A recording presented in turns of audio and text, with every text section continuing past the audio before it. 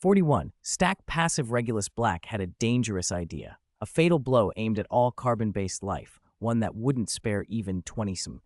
What compound was lethal to almost every carbon-based organism and could, in theory, be produced on the spot through transfiguration? Cyanide. Whether as Fortin gas or 23 ions, it was brutally effective, shutting down cellular respiration at minuscule doses with almost immediate onset. The air already contained nitrogen and carbon. Water vapor supplied hydrogen. In theory, if one's 31 control were godlike, one could snatch nitrogen, carbon, and hydrogen atoms from the surroundings, force them together into Fortin molecules, and drive them straight into the target's respiratory system. That would demand more than molecular finesse. It would be atomic-level manipulation, instant element identification, synthesis path computation, and flawless assembly, requirements comparable to a supercomputer. For now, it was fantasy. Yet in the wizarding world, the impossible sometimes bends into reality, and the mere idea mapped out the farthest extremes transfiguration might reach. Such a technique would not be a mere combat trick, but the most secretive, lethal weapon imaginable. A seasoned wizard might have a chance to save themselves if struck. An unlucky, clumsy one would almost certainly die. This was probably a horizon he'd never cross, perhaps forever unreachable. But it was a direction to strive toward. Hermes Mulciber managed to crawl upright, leaning against a bedpost with his head bowed, unwilling to meet Regulus Black's gaze. The arrogance he'd carried in his chest was shattered, replaced by wary fear, and a twisted curiosity about the unknown power even he hadn't noticed. All his confidence that the dark arts could turn the tide now looked laughable. He had to reassess everything, his plans, himself, and how to live with such a terrifying roommate. Quiet settled over the dormitory. A faint smile played on Regulus's lips as he picked up a fresh piece of 25 and started another round of practice. Exploring the essence of matter through transfiguration fascinated him, but he knew it required years of accumulation. He needed something more immediately useful to face a pressing and enormous threat: Lord Voldemort. Occlumency was priority one. The original account said Severus Snape used it to hide in plain sight beside a legilimency master like Voldemort. Mastering occlumency not only defends against legilimency, but could blunt Imperio. It was indispensable for survival against Voldemort.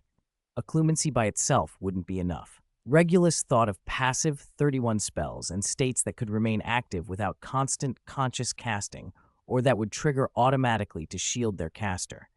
Such techniques rarely appeared in Hogwarts' regular curriculum. They were advanced, obscure arts preserved in old family traditions or ancient tomes. Occlumency was the core passive mental defense among them. For Regulus, breaking into the restricted section was either something he'd never done or something he'd done countless times. That Wednesday night before Halloween, the castle was exceptionally quiet, and he slipped into the stacks again. The routine was familiar. He skimmed and scanned with his powerful mental reading, quickly extracting and memorizing the essentials from the books he found. Titles that caught his eye included Fortress of the Mind, Essentials of the Art of Mental Defense, Ancient Protective Rituals and Eternal Magical Inscriptions, The Essence of Magic, On the Shaping and Disguise of Personal Magic, An Introduction to Dark Arts Detection and Countermeasures, Soul Resilience, On Resisting Subjugation and Beguilement, The Hidden Path, Tracking, Counter-Tracking, and Magical Mists. Hogwarts' library was unfathomable. It outlined a vast field he could explore later. Back in the dormitory, Regulus began practicing occlumency immediately. According to the books, the core was strict control over the leakage of thoughts and emotions and the construction of a complex, false, or at least solidified mental labyrinth deep in consciousness to confuse intruders. Practice progressed through levels. First, a basic barrier. Focus the mind and build a simple wall at the periphery of consciousness to prevent surface thoughts from wandering and being read. Second, organization and partitioning. Sort memories, knowledge, and emotions and store them in separate rooms. Third, generate false memories and thoughts. Actively create plausible but irrelevant or misleading fragments to be pushed to an intruder. Finally, deep solidification and automatic defense. Train these mechanisms into instinct so the subconscious would run the basic barrier and decoy deployment without conscious maintenance. Only the deepest core thoughts would remain heavily guarded behind labyrinthine access paths. Thanks to his prodigious mental and soul stability, hardened by years of astral meditation, Regulus moved into occlumency almost seamlessly. He mastered the basic barrier quickly and organized his internal partitions effectively. Yet he knew that to fool a legilimency master like Voldemort, he would need much more practice and higher-level techniques. The door, however, was open. The rest was time and refinement. A thought occurred to him. Could he use the dynamic model of astral meditation as the core of a special mental labyrinth? Hide his most important secrets in the constantly running, computationally dense variations of the astral model. If an intruder breached the outer defenses, they would face a vast, shifting starry sky, borderless and ever-moving, whose comprehension alone would demand immense computational work. The legilimens would likely stagger and come away with nothing useful. Over the next 2 days, while consolidating occlumency, he began experimenting with other passive 31. He conceived a prototype of a 4 as shaping his own 31 into an ultra-thin but evenly distributed protective layer over his body. It required continuous subconscious magical fine-tuning, exhausting to the attention, and could be sustained only briefly. He paired danger sense with his already keen magical perception and trained himself to notice even the faintest malice directed his way. Learning each passive 31 was difficult. They didn't promise explosive, instant power. Instead, they demanded subtle control of one's 31 in mind and long-term, gradual transformation. But their benefits were obvious. Once integrated into instinct, they became armor and radar that worked around the clock, providing early warnings and a first buffer in an attack, and shielding the deepest secrets from prying. For someone who needed to operate inside the dark faction, such abilities were as important as any powerful offensive 31. On Friday afternoon, Potions class ended early. Regulus headed to the library as usual, but in the secluded corridor between the dungeons and the main staircase, he heard shouting and jeering. James Potter, Sirius Black, Peter Pettigrew, and Remus Lupin surrounded Severus Snape. Snape's robes were smeared with some slimy potion residue that gave off a foul smell. His hair was sopping wet, his face so dark it might drip ink. He gripped his wand tightly, but with James and Sirius flanking him, he looked isolated and helpless. Look who it is, Snivelus doing his potion experiments again, planning a new stench attack this time. James laughed loudly. Let me go, Potter, Snape croaked, his voice raw with resentment. Let go? We're just helping you get that unidentified mess off your robes. It's filthy, just like you. Sirius leaned against the wall, his grin full of insolent amusement. Regulus stopped and watched quietly from a short distance, not stepping forward. Remus Lupin was the first to notice Regulus Black. He felt the dangerous pressure almost at once and, shifting his expression, nudged the still-talking James Potter with his elbow. At the far end of the corridor, Regulus stood quietly, an eyebrow lifted. James followed Lupin's gaze. His smile froze. He gripped his wand reflexively, alarm and a flash of forced hostility in his eyes. Peter Pettigrew was so frightened he ducked directly behind Lupin. Sirius Black glanced over too. When their 2 pairs of gray eyes met, the cynical smile drained from Sirius's face. They stood for a dozen feet between them in a corridor full of cruel laughter, staring at one another. Sirius's thoughts flickered back. James had said earlier he'd teach Regulus a lesson, but had come back hollowed out. Remus had described a fight so brief it had left him despairing. He remembered how their younger brother always stayed close to their mother, quiet and capable of things Sirius could never manage, no matter how hard he tried. He remembered catching glimpses of Regulus in the library, in empty corridors, clutching thick books on his way to class. Always studying, always going to study. A new perspective took root in Sirius. He and James had spent their days on Quidditch, pranks, and exploring the castle. He had once called Regulus's life rigid and boring. Now, with James's story, and the pressure Regulus radiated standing there, he felt the gap in something deeper than raw power. It wasn't only a difference in magic, it was a chasm in choice of path and in how seriously someone committed to it. "Seen enough of the show?" Sirius said, his voice drier than usual, but still stubborn. He looked away from Regulus toward the stone wall. Regulus stepped forward, his footsteps clear in the corridor. He didn't glance at James or Peter or anyone else. He stopped equidistant between the groups and fixed his gaze on Sirius. Picking on someone who's alone to prove how brave you are, what a sermon of courage, he said, calm. If that's what Gryffindor calls courage, it's far too cheap. James opened his mouth to answer, but memories of the previous lesson and Regulus's cold warning stopped him. Not yet, he thought. I'm not ready. Regulus continued, emotion muted. Wasting your time and energy on things like this will get you nowhere. The world is changing. There will soon be less room for jokes and games. If you don't want to find yourself one day unable to protect even those you care about, you'd better start thinking seriously about what your abilities should be used for and how to make them truly useful. Sirius didn't hear a sermon so much as a statement of fact, and there was something complicated beneath it. Advice offered because of blood ties. It tugged at him. He wanted to retort, to say he didn't need a lecture from a Slytherin, from a traitor brother, to insist he lived as he pleased and would protect his own in his own way. But Regulus's words were like cold shards, cutting into the fever of rebellion and friendship. He thought of the tense atmosphere at home, the veiled warnings in his parents' letters, Cousin Bella's growing fanaticism. Maybe Regulus was right. That thought only made him more irritable. My business is none of yours, Sirius snapped, then turned to James and the others. Come on, this is boring. They left hurriedly, backs turned, the marauders retreat looking flustered. When they had gone, only Regulus and a bedraggled Severus Snape remained. Snape muttered a quick cleansing charm, wiped the stains from his robes, and straightened his wet hair, but his expression stayed sullen. He looked at Regulus with a mix of suspicion, shame, and resentment. I don't need your help, Black, he rasped. I don't need charity from some pure-blood young master. Regulus did not seem surprised. Severus Snape was brilliant, talented in potions and the dark arts, but hypersensitive and insecure, full of pride twisted by upbringing and experience. He coveted recognition and mingling in pure-blood circles, yet bristled instinctively at any approach from their core members. In Regulus's view, Snape was a valuable potential ally, a future potion master, meticulous, resilient, and knowledgeable in darker disciplines. If handled right, his worth could exceed that of Avery or even Hermes. Charity? Regulus repeated flat. You think I stood here to admire your misery or to relish the superiority of saving you? Snape's mouth tightened. His eyes said yes.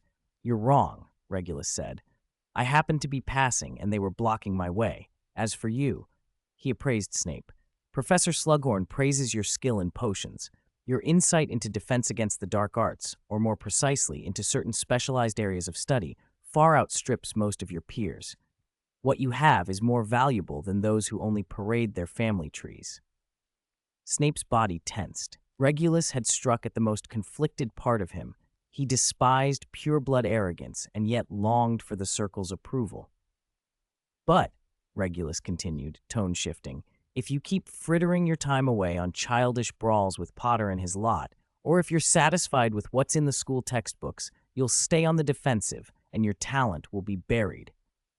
True power isn't found in the public stacks of the Hogwarts library or in piecemeal notes on the dark arts. Shock and a sharper vigilance crossed Snape's face. What do you mean? Regulus stepped closer and lowered his voice so only the two of them could hear. Accepting help is not shameful, Snape. You can't do everything alone, especially when the knowledge and power you want are jealously guarded. I can open channels, access to books you wouldn't otherwise see, limited exchanges in particular fields. In return, I might ask for your insights into potions or some obscure areas of magical research. His offer was vague but intoxicating. Think on it, Regulus said, then turned and walked away. He knew someone as proud and suspicious as Snape would recoil from a hard push. Left alone, Snape stood in turmoil. Regulus Black's words echoed in his head. Humiliation lingered, but stronger still was the force of that appraisal. Black had seen his talent. He might even know Severus had been privately studying the dark arts. Was the opportunity real or a trap? To recruit him? To exploit his skill in potions? Still, Black had a point. Tangling with Potter brought only humiliation and wasted time. The lessons at school would never be enough to grant truly formidable power, to lift him from his place, to make him worthy of Lily. On the evening of Halloween, Hogwarts Castle had been transformed. Hundreds of live bats fluttered through the corridors, hanging upside down from candelabras in suits of armor, their wings whispering against stone. The walls were lined with grinning jack-o'-lanterns, their magical flames dancing within and throwing grotesque, comical shadows.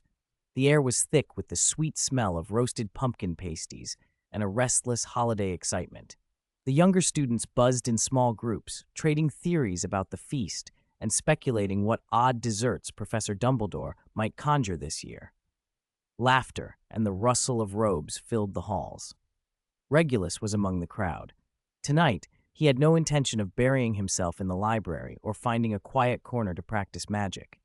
He strolled through the main building, letting the festive atmosphere wash over him. As he came down a third-floor corridor lined with tapestries that shifted patterns, a bright voice called, "Hey, Black! Over here!" It was Eleanor Bones, fussing over how to decorate a recessed alcove by the Hufflepuff common room entrance. When she saw Regulus, her face lit up and she waved him over. Regulus was followed by Avery, Hermes, and Alex, the little Slytherin entourage that had become conspicuous around him. Avery walked rigid and self-conscious, as if his stance announced his allegiance. Alex kept to a quiet step behind. He'd learned that being near Regulus meant being bullied less and earning a little respect. Hermes trailed last, expression dour, his gaze often fixed on Regulus, as if cataloging every move for a flaw. Regulus stopped when Eleanor called. Avery quickly pulled Alex back, and the three of them stepped aside, pretending to study a nearby animated tapestry of a knight's duel. Regulus approached Eleanor alone. Beside her stood another Hufflepuff girl with short brown hair. She instinctively hunched when he neared, equal parts curiosity and nerves. Regulus Black's reputation had spread among the lower years, pure blood, confident, a threat to fifth years, and admired by many of the older students. That air of authority could be intimidating. With Eleanor at her side, though, the girl straightened a little, fingers worrying the hem of her robes. "Miss Bones," Regulus said, nodding politely. Then he looked to the girl beside her, inclining his head slightly. "And this is?" Eleanor beamed. "This is Susan Payne, my friend. Susan, this is Regulus Black. I told you about him, the Slytherin who's really talented in herbology." "Hello, Mr. Black," Susan said softly. "Hello, Miss Payne," Regulus replied, voice steady. He truly didn't make a point of his bloodline. Being a Black seemed enough without needing to belittle others. "Need some help?" he asked, glancing at the pumpkins and decorations scattered on the floor. "Yeah," Eleanor said. "We wanted something special for this corner. Just setting out jack-o'-lanterns is a little boring." She gestured to the recessed alcove. "Professor Sprout said we could be creative so long as it wasn't too scary. Since Hufflepuff's symbol is the badger, I thought we could mix jack-o'-lanterns with a badger motif, but we can't exactly hang a real stuffed animal here." "We tried transfiguration," Susan cut in, "but either it didn't look right or it reverted too quickly." Regulus looked at the alcove and then at the hollowed pumpkins. He considered for a moment. "Combining badger traits with Halloween atmosphere, I might have an idea." He crouched and picked up a carved pumpkin. Eleanor and Susan leaned in. "Badgers, especially honey badgers, have a reputation for being fearless," he said, examining the pumpkin. He drew his wand and tapped the lantern lightly. Magical light flowed over the carved face. The pumpkin's shape shifted. Two short ear-like protrusions sprouted from the top. The goofy grin that had been carved softened into a tougher line. The mouth's curve took on a defiant, fearless twist. By magic, the eye sockets gained two tiny, sharp points of white light, like a badger's eyes glinting in the dark. Regulus tapped again, and the interior flame shifted from warm orange to a cooler, silvery white. The flicker grew stronger, more irregular, and faint, claw-like shadow marks condensed at the base of the lantern. A clever decoration that fused Hufflepuff's emblem with Halloween had come to life. Jack-o'-lanterns bearing badger features, each with a silvery, cold flame. They looked both playful and fierce. "Wow!" Eleanor breathed. "That's perfect, so cool and fitting." Susan's nervousness fell away as she stared. Even the flame changed color. "It's impressive." "I'm glad it helped," Regulus said, calm as ever. He swept his wand over the other pumpkins and repeated the enchantment. In minutes, 5 or 6 lanterns, each with a different expression, were lined up in front of the alcove, their silvery flames lending the space a mysterious, lively air. "What interesting work are you doing?" a gentle voice asked. Professor Sprout had arrived, fresh from the greenhouses with a small pot of glowing mushrooms in hand. "Professor, look, Regulus helped us make badger jack-o'-lanterns," Eleanor crowed. Professor Sprout inspected the lanterns with evident delight, then turned to Regulus and smiled.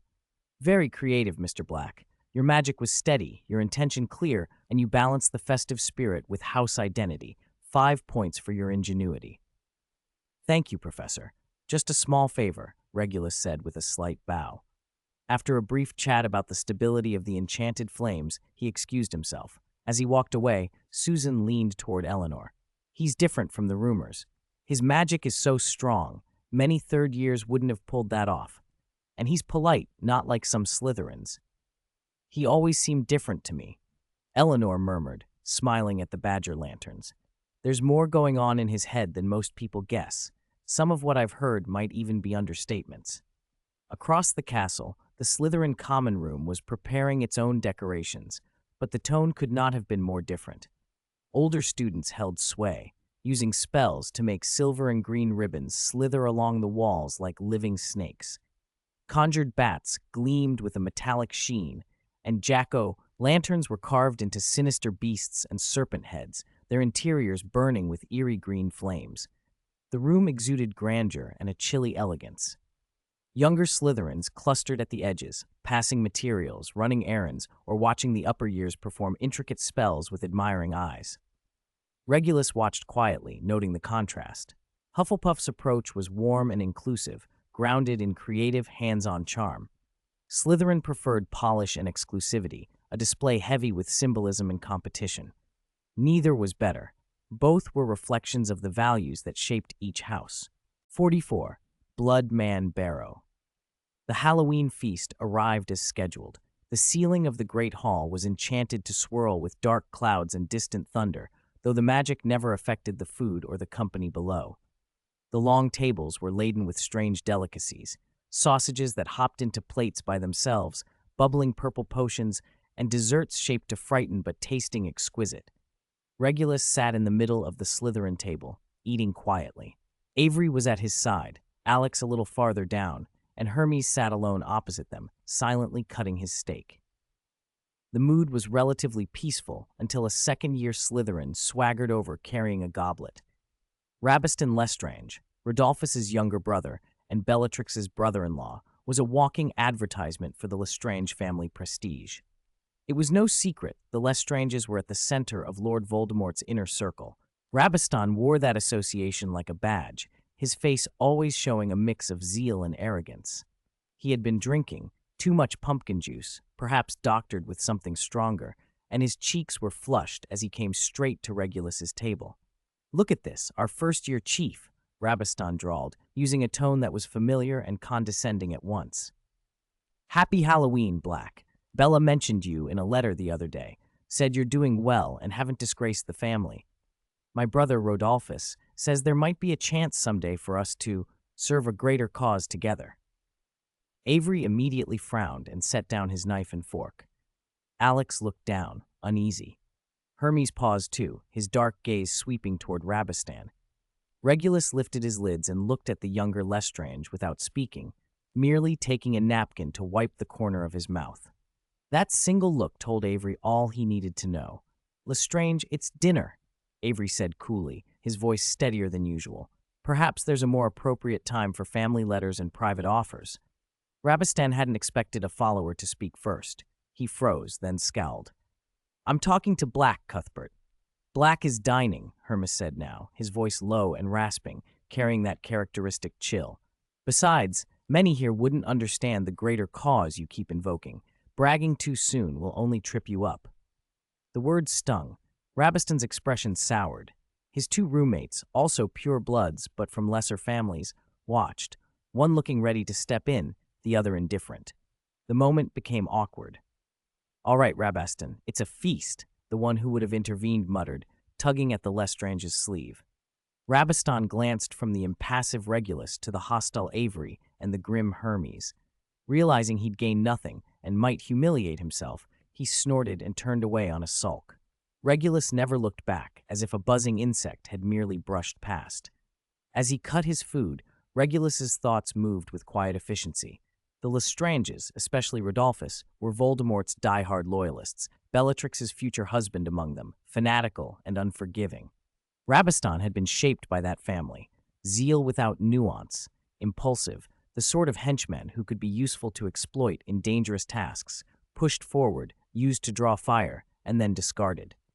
Regulus felt no special pity for those destined to fall into the abyss and take others with them. Laughter and conversation filled the hall. Tables groaned under platters, roasted pumpkin pasties steamed sweetly, and icing spiders crawled between plates. Dumbledore stood. Tonight he wore deep purple robes embroidered with silver stars, his eyes twinkling behind half-moon spectacles. "Happy Halloween, everyone," his voice rang out, lifted by the hall's enchantments. "We have a special performance this evening." He clapped, and a side door opened.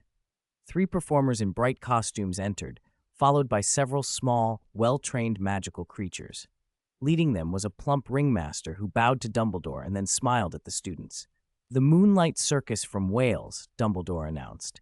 "They will show us some delightful magical feats." The circus began. The first act was a dance of color-changing lizards. Under a performer's wand, the little reptiles shifted from emerald to gold to silver, forming the pattern of a Halloween pumpkin on the tabletop. The students gasped. Regulus watched the spectacle, but let his attention drift around the hall. The Bloody Baron was gliding slowly near the Ravenclaw table, his spectral robes stained with dark marks that would never wash away. Regulus remembered what he'd read. Ghosts were the remnants of obsession, the condensed residue of a soul. For a ghost like the Bloody Baron, who had existed for centuries, the depth of that obsession must be immense. Like the Grey Lady, he was one of Hogwarts's oldest spirits, former powerful wizards in life, who carried countless secrets in death. The performance reached its climax as the circus performers released a swarm of glowing butterflies. They spelled out "Happy Halloween" in the air, then dissolved into golden dust that drifted down. Taking advantage of the momentary distraction, Regulus rose and slipped away from his table. He found the Bloody Baron in a shadowed corner, staring toward the Ravenclaw table. The ghost's gaze pierced the bustling hall and fixed on the pale figure of the Grey Lady, his expression tangled and unreadable. Regulus stopped at a respectful distance. "Mr. Baron." The ghost turned his head slowly. "A child of the Black family," the Baron said, his voice dry and hollow. Regulus felt his heart stir. The Baron recognized him, or at least his bloodline. That recognition alone was useful. Regulus had questions only an old ghost could answer. "I've been reading some family records," he said, getting to the point. "I'd like your counsel. The books say ghosts are the obsessions souls leave behind, condensations of memory and feeling, but I don't understand why some souls become ghosts while others don't. It doesn't seem like a matter of choice." The Baron's lips twitched, half smile, half grimace. "Choice?" There was bitter irony in the word. "You think becoming a ghost is a choice? No, child. It is not a choice. It is a failure."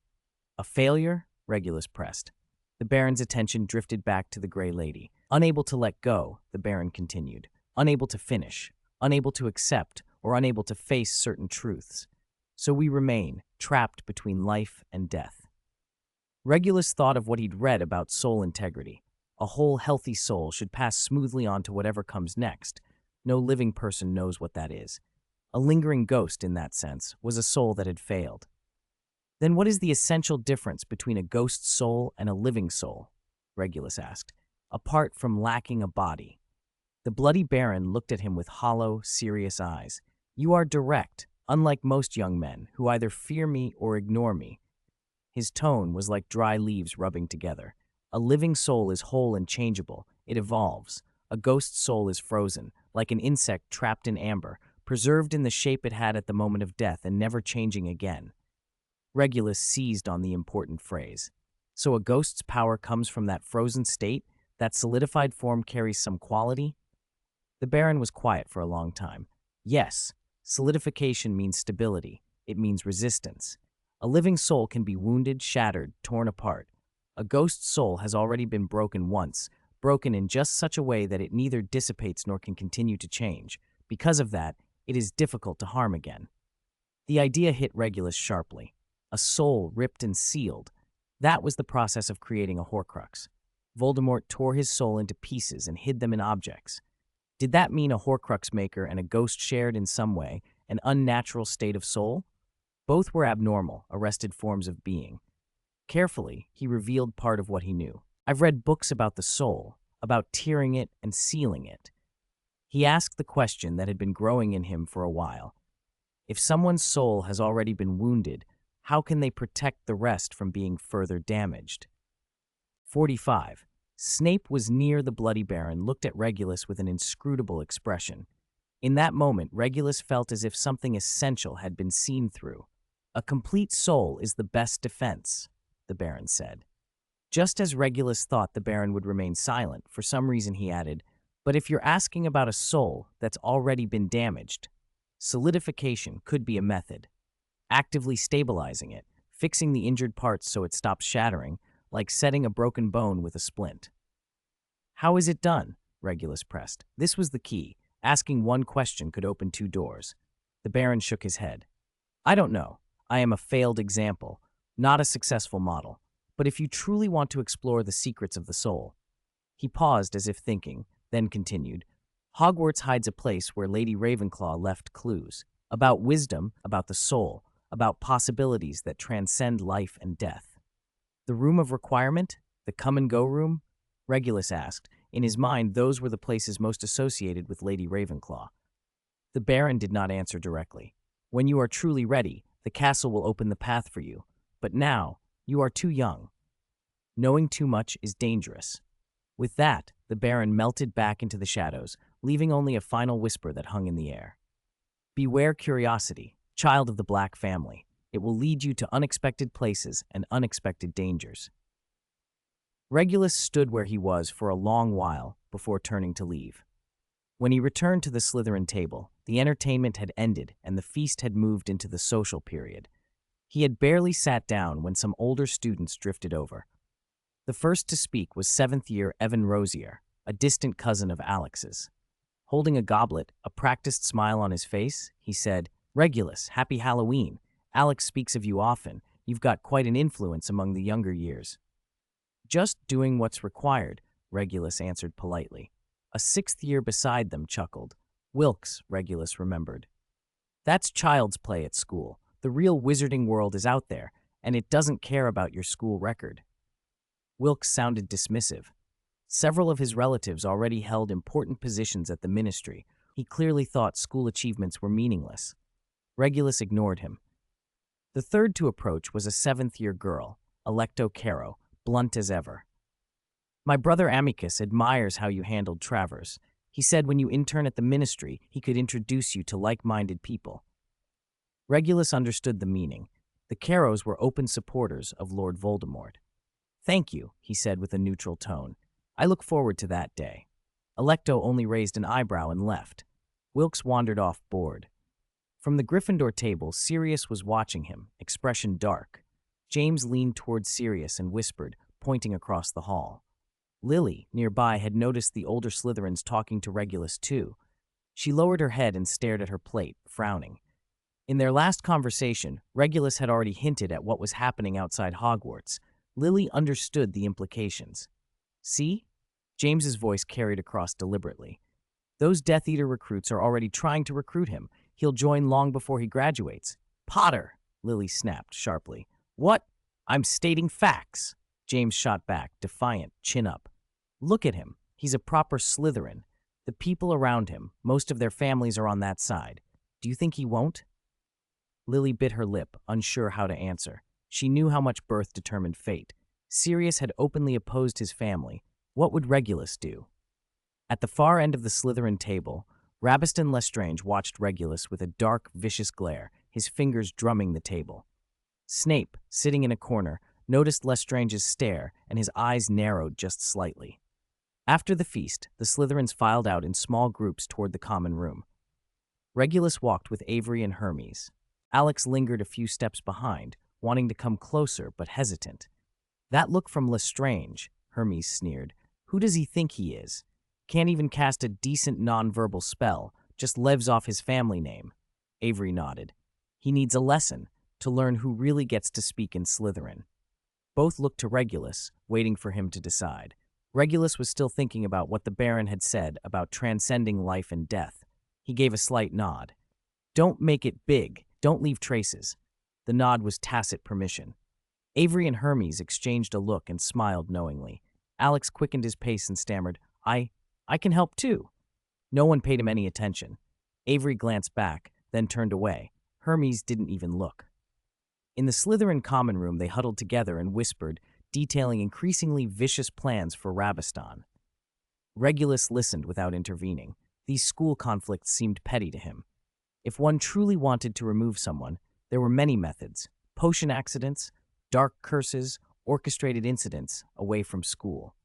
But for now, what he needed were followers.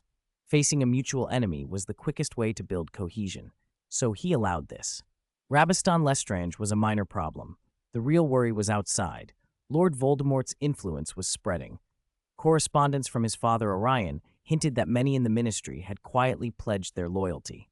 His mother, Walburga, urged him to take care whom he associated with pure-blood children likely to join the Death Eaters. Regulus reminded himself not to stop reflecting on these matters, not for a moment. The next morning in Charms, Professor Flitwick announced they would learn the softening charm. "The incantation is Spongify," he called, standing on a pile of books so the whole class could see him. "The wand movement is a small clockwise circle, then a gentle flick like this." He demonstrated, and a corner of his desk went soft like a sponge. Several students gasped. "This charm temporarily softens hard objects," Flitwick explained as he jumped down and began to patrol the room. "Commonly used for cushions, cushioning falls, or setting little traps." Slytherin shared the lesson with Ravenclaw. Regulus noticed a Ravenclaw girl with brown, curly hair who succeeded on her first try and earned 5 points. He raised his wand and said, "Spongify." The stone on his desk immediately turned into a dark gray, sponge-like material. Pressing his finger into it left an indentation that slowly rebounded when released, slightly more perfect than the Ravenclaw girl's effort. After class, Regulus headed for the library. Avery and Hermes split off. Alex hesitated, glanced at Regulus for instruction, and seeing none, hurried after Avery. Near the library entrance, Regulus bumped into Snape. "Black," Snape said flatly. "Snape," Regulus replied, equally flat. After a brief pause, Snape spoke. "At last night's feast, Lestrange watched you a long time. Very unfriendly." Regulus raised an eyebrow. Snape offering information proactively was a small but welcome start. "He stares at anyone who might make the Lestrange family look less important," Regulus said without inflection. "Lestrange is like a dog guarding its food. Lots of barking, teeth bared before he bites." With someone like Snape, too elaborate phrasing would create distance. Regulus softened his voice a touch. "Still, thanks. I'm not worried about him, but it's good to know someone's watching." He wouldn't send Snape into the front lines. That would be a waste. Besides being exceptional at potions, Snape's observational and stealth abilities were extraordinary. He was the true golden undercover of the wizarding world. At Hogwarts in December, the air bit like a frozen knife, yet the stands beside the Quidditch pitch were hot enough to make you sweat.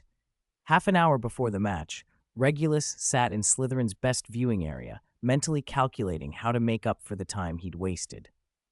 Quidditch, the most popular sport in the wizarding world, involved a dozen players chasing a few balls on broomsticks.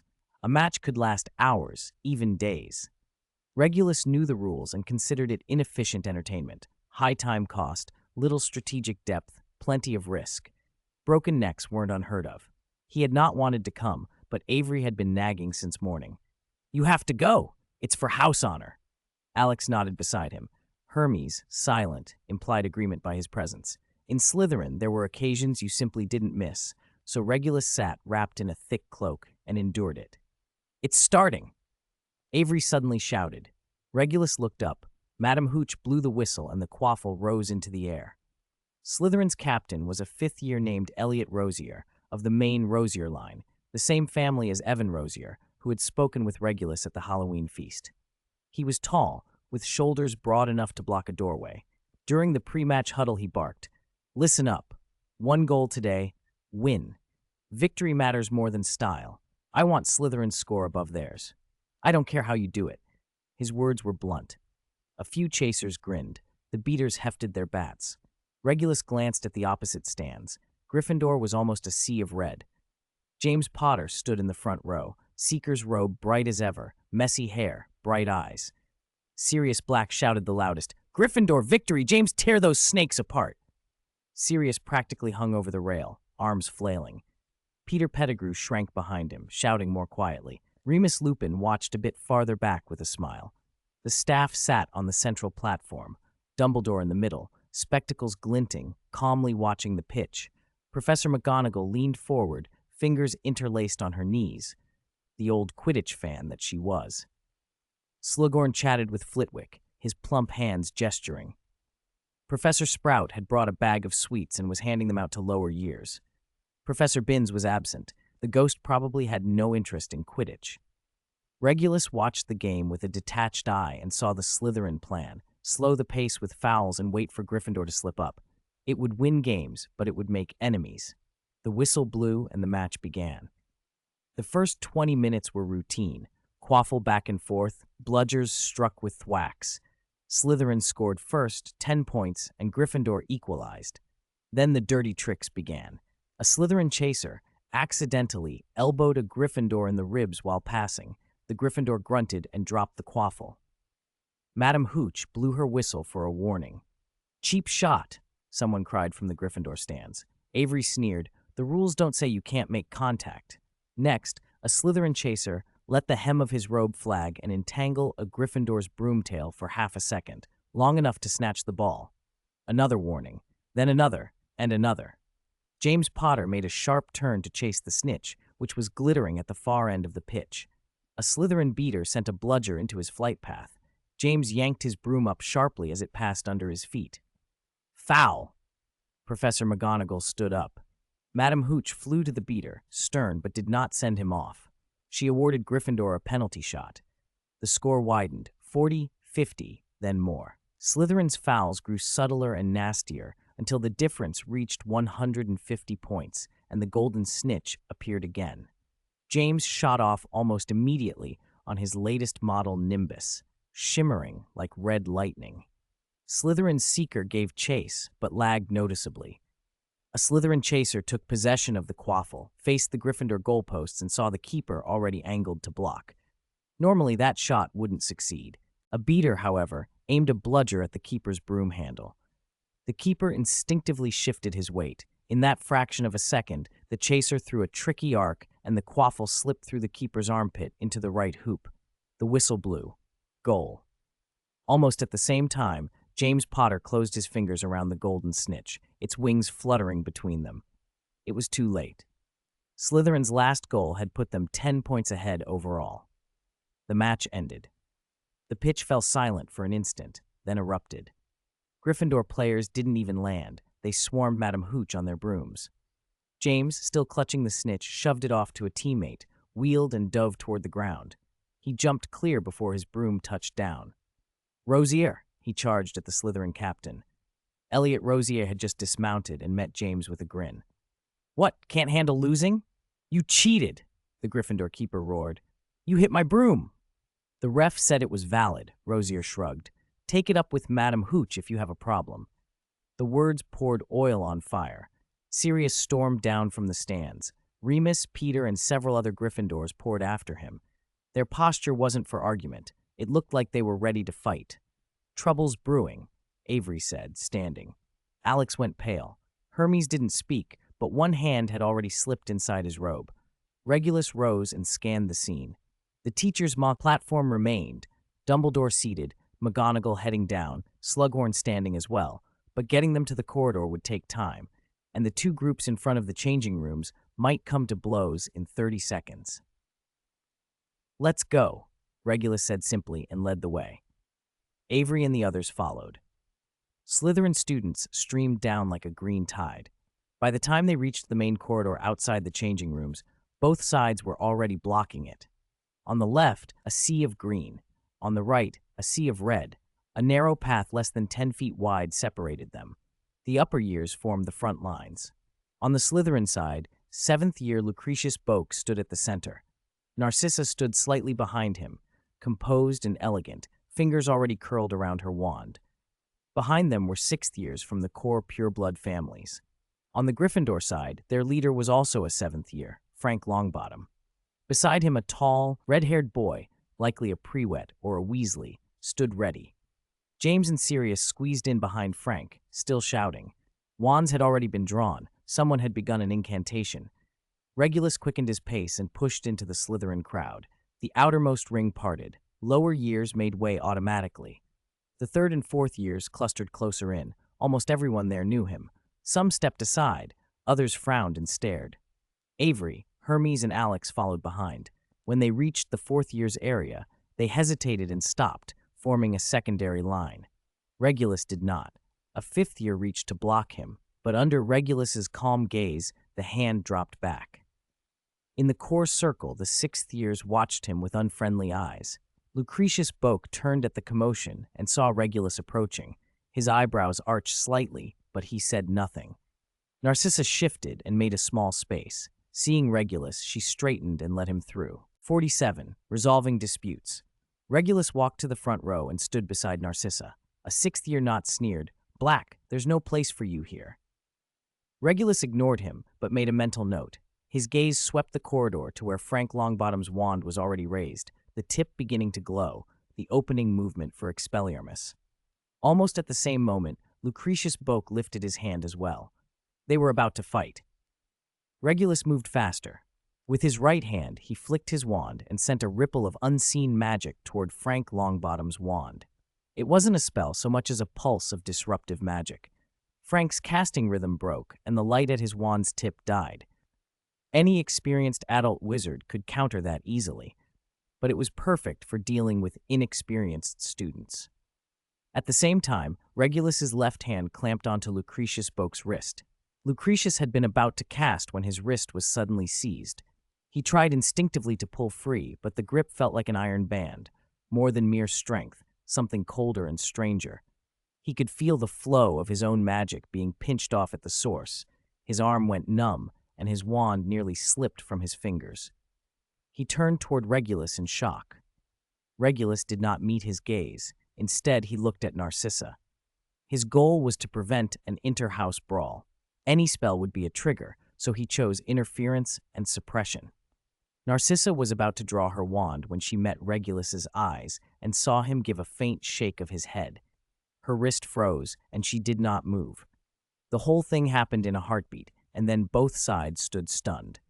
Everyone had seen Regulus act, and the prefects on both sides froze, leaving the crowd momentarily bewildered. On the Gryffindor side, Frank Longbottom stared at his wand, and then at Regulus in disbelief. On the Slytherin side, Lucretius still struggled, but the hand on his wrist didn't budge. James Potter, unable to see clearly, shouted from the crowd, "Despicable tactics! Snakes!" Sirius echoed from the side, bouncing up and down. "No honor at all!" "Shut up!" Frank snapped, staring at Regulus. "Who are you?" "Regulus Black." Regulus released Lucretius's wrist. He stood composed, reserve in his posture, but radiating a strong presence. "First year." "First year?" Frank frowned, looking at the two seventh years behind Regulus, Lucretius and Narcissa. Two seventh-year prefects letting a first year take charge? He certainly recognized Regulus, but what on earth had that Black used? Lucretius flexed his wrist, face grim, but said nothing. Narcissa stepped half a pace forward, just behind Regulus as if in support. Regulus looked Frank in the eye. "Prefect Longbottom, Madam Hooch's ruling has already been announced. If Gryffindor wishes to challenge the referee's decision, follow the formal appeal process. Don't make a scene here." He turned his head towards the Slytherin side, though his words were meant for both houses. As for the fouls called during the match, the referee already issued warnings. Striving to win within the rules is part of the competition. If you believe the rules are unfair, push for changes or learn to adapt. Post-match retaliation is utterly undignified. James was about to argue further, but Frank raised a hand to stop him. The seventh-year prefect stared at Regulus for a few seconds before saying, "You're right. This should be brought to the professors. He put away his wand. The Gryffindors behind him followed suit, though their looks remained hostile. At that moment, Professor McGonagall and Professor Slughorn forced their way through the crowd and breathed a visible sigh of relief when they saw the confrontation diffused. McGonagall swept both sides with a stern gaze. "Everyone, back to your common rooms at once. Prefects, keep your houses in order." Slughorn went up to Regulus, an approving smile on his round face. "Handled very well, Mr. Black. Neither Slytherin nor Gryffindor should be making such a scene over a match." "I simply did not wish the situation to escalate, Professor," Regulus replied with a slight bow. "A wise approach." Slughorn patted his shoulder and then addressed the Slytherins. "Take your house back." As the crowd began to disperse, Regulus felt a gaze on him. He glanced up toward the staff table and saw Dumbledore sitting there, watching from a distance. Half-moon spectacles, expression unreadable. Regulus did not linger. He withdrew his look and walked back. The Slytherin students fell in behind him almost automatically. This time the upper years parted as well. Some wore looks of disapproval but stayed silent, others frowned thoughtfully, and some simply watched. Avery, Hermes, and Alex fell in step with him. Avery leaned in and lowered his voice. "Regulus, just now." "We'll talk back there," Regulus cut him off. Once the crowd had thinned, Slughorn and McGonagall exchanged a look. Slughorn, brimming with admiration, watched the figure who had already vanished into the Slytherin crowd. "Minerva, that was brilliant, wasn't it?" "Mr. Black handled it efficiently," McGonagall agreed, though her voice carried a note of concern. "But he's only in his first year. It's rather early." She recalled Dumbledore's remark that Regulus had no interest in power, and she knew that for a wizard, great strength combined with influence was, in itself, power, and Regulus was acquiring both with unusual speed. In most houses that might not be remarkable, but this was Slytherin. "Minerva, some people are destined to be extraordinary," Slughorn chuckled. McGonagall made a mental note to speak with Dumbledore about Regulus later. "Perhaps," she said at last. That night in the Slytherin common room, the fireplace burned green, casting flickering shadows across the stone. Most students talked about the match in low voices. They had won, but it felt hollow. Many of them resented Regulus for denying them a proper scrap with Gryffindor. Still, given Regulus's momentum and the power he'd displayed, no one had yet demanded an explanation. Regulus sat alone on a sofa with a plain book in his lap, practicing the constant shield charm. He'd progressed beyond the basics and already had considerable defensive skill. Around 9 o'clock, Lucretius came over and sat on the sofa opposite him. He was silent for a moment before speaking. "About today," Lucretius said quietly, his tone lost its earlier hauteur. "When you held my wrist, how did you do that?" Regulus leaned back. "It was just a little trick." "A little trick?" Lucretius flexed his wrist. "It's still a bit numb, and my magic feels uneven. I thought about it all afternoon and even spoke with Professor Slughorn. He said it was a very sophisticated technique, a direct siphoning of magical energy through physical contact. But you're only a first year. How did you do it?" He lowered his voice so only the two of them could hear, staring intently at Regulus. Regulus met his look with calm, unreadable eyes. Lucretius Boak was the heir of Borgin and Berks, the dealer in odd and often dangerous antiquities. In the original story, his family had taken an ambiguous stance during Lord Voldemort's first rise and managed to come through unscathed. Borgin himself was a shrewd and powerful wizard. Even Voldemort had worked in his shop once. People like that could not be underestimated. But Lucretius still had a touch of naivete. Regulus wouldn't tell the truth. He offered a plausible, guarded answer instead. "Everyone has areas of expertise. My control over my magic is very precise." "Precise enough to intercept someone else's spellwork? Even my father can't do that," Lucretius said, incredulous. "Perhaps your father just hasn't had reason to show it to you," Regulus suggested. Lucretius was silent a moment, then gave a self-deprecating smile. "Fine. If you won't say, I won't press. But Black, I owe you one. If you hadn't stopped me and I'd actually started a fight with Longbottom, Professor McGonagall would have docked Slytherin at least 50 points. A prefect leading a brawl, that might have been far worse than 50 points, Regulus said along with him, though he didn't believe Lucretius truly cared about house points. For a pure-blood Slytherin prefect, House points were more a measure of status than anything else. Lucretius stood, turned, and left. Regulus shrugged. Extracting a debt of gratitude was an efficient social maneuver. He watched Lucretius's retreating back, mentally tallying the change in attitude. What had been condescension was now something like cautious parody. That was promising. Power displayed earned rewards. About 10 minutes later, Narcissa arrived. She didn't sit. She stood by the sofa and looked down at Regulus. The firelight warmed her pale hair, but her expression was serious. "You frightened me today," she said softly. "My apologies?" Regulus looked up, already understanding what she meant. Cousin Narcissa valued family ties far more than Bellatrix did. She had warned him before to show restraint and had often confided her own experiences to him even before he'd started at Hogwarts. Regulus felt that care and had always been more sincere with Narcissa than with most relatives. He also had his own reasons. He wasn't a child anymore. "It's not a bad thing," he said. Narcissa sat beside him with the same elegant composure. "I just realized how much you've grown. Uncle Orion wrote asking me to keep an eye on you at school. Aunt Walburga mentioned it too, and now it seems you need no one to watch over you." Regulus said nothing, but his gaze softened. Narcissa went on. "The way you handled yourself today was mature, but dangerous. You put yourself out in the open. More people will be watching you." "Let them watch," Regulus replied firmly. He meant the words to reassure Narcissa. In truth, he wasn't greatly concerned. He thought more clearly. As a first year, he did need to keep within the rules, be mindful of the older students' attention, and maintain the image of an exemplary pupil. But he did not need to look up to those upperclassmen. It wasn't arrogance, it was fact. What occupied their heads, house politics and pure-blood posturing, seemed shallow to him. In 2 years, in his third year, what would the precision of his spellcasting be? How many constellations would his astral meditation encompass? How many spells would he master? How powerful would his magical strength become?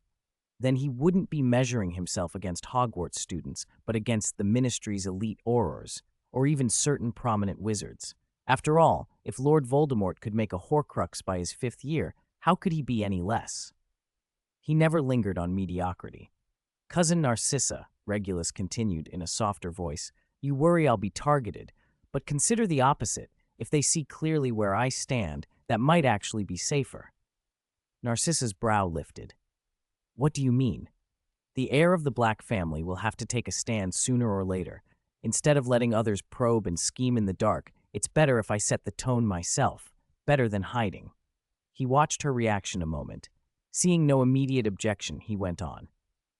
"As for picking a side, cousin, let's be frank. I know Countess Bellatrix and that lord are recruiting, and I know the Black family's current leanings." Narcissa did not interrupt. Her look encouraged him to continue. "But tell me," Regulus said, meeting her eyes, "do the Black family, or the sacred 28 pure-blood houses, really only have 2 choices?" Narcissa's breath caught. He meant the 2 obvious choices, swearing allegiance to that lord or aligning with Dumbledore. A millennia-old wizarding family, did they survive by guessing every political shift correctly? Regulus asked. A family should endure regardless of who holds power. He added inwardly that in the original story, the Blacks had been the counterexample, blindly backing Voldemort until the family nearly perished, a result of Walburga's fanaticism, Sirius's rebellion, and a series of wrong decisions. If Regulus was here, it didn't have to end that way. Narcissa was silent for a long time, the firelight flickering over her face. "Regulus," she said at last in the same soft tone, "you know Bellatrix is currently very trusted by that lord." Regulus leaned back and watched the flames for a few seconds before turning back to her with composed calm. "Cousin," he replied, "does the Black family need that trust?" Narcissa paused. This was a question she'd never considered. Does the family not need that lord's favor? But then, as Regulus said, did a 1,000-year-old house have to place all its bets on a single leader? Why, apart from Regulus, were all the others in the family so concerned with choosing sides? Whose problem was this exactly? Regulus's voice evened out. "Bellatrix is our family. The favor she brings is a resource, but the question is how that resource is used, by whom, and when."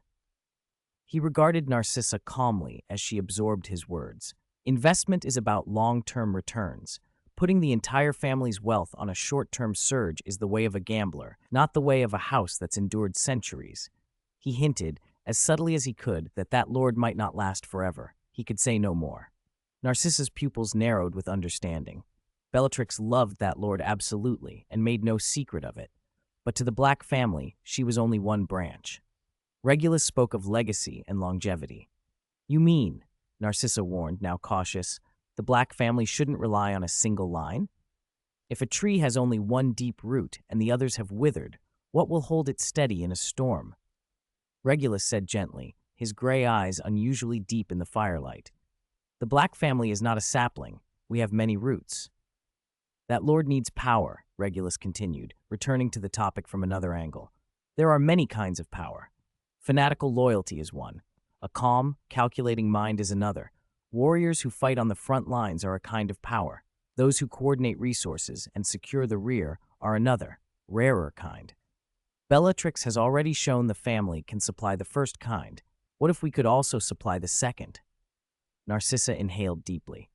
Looking at her 11-year-old cousin, she felt a chill at how far his thinking surpassed her expectations. He never once denied loyalty to that lord.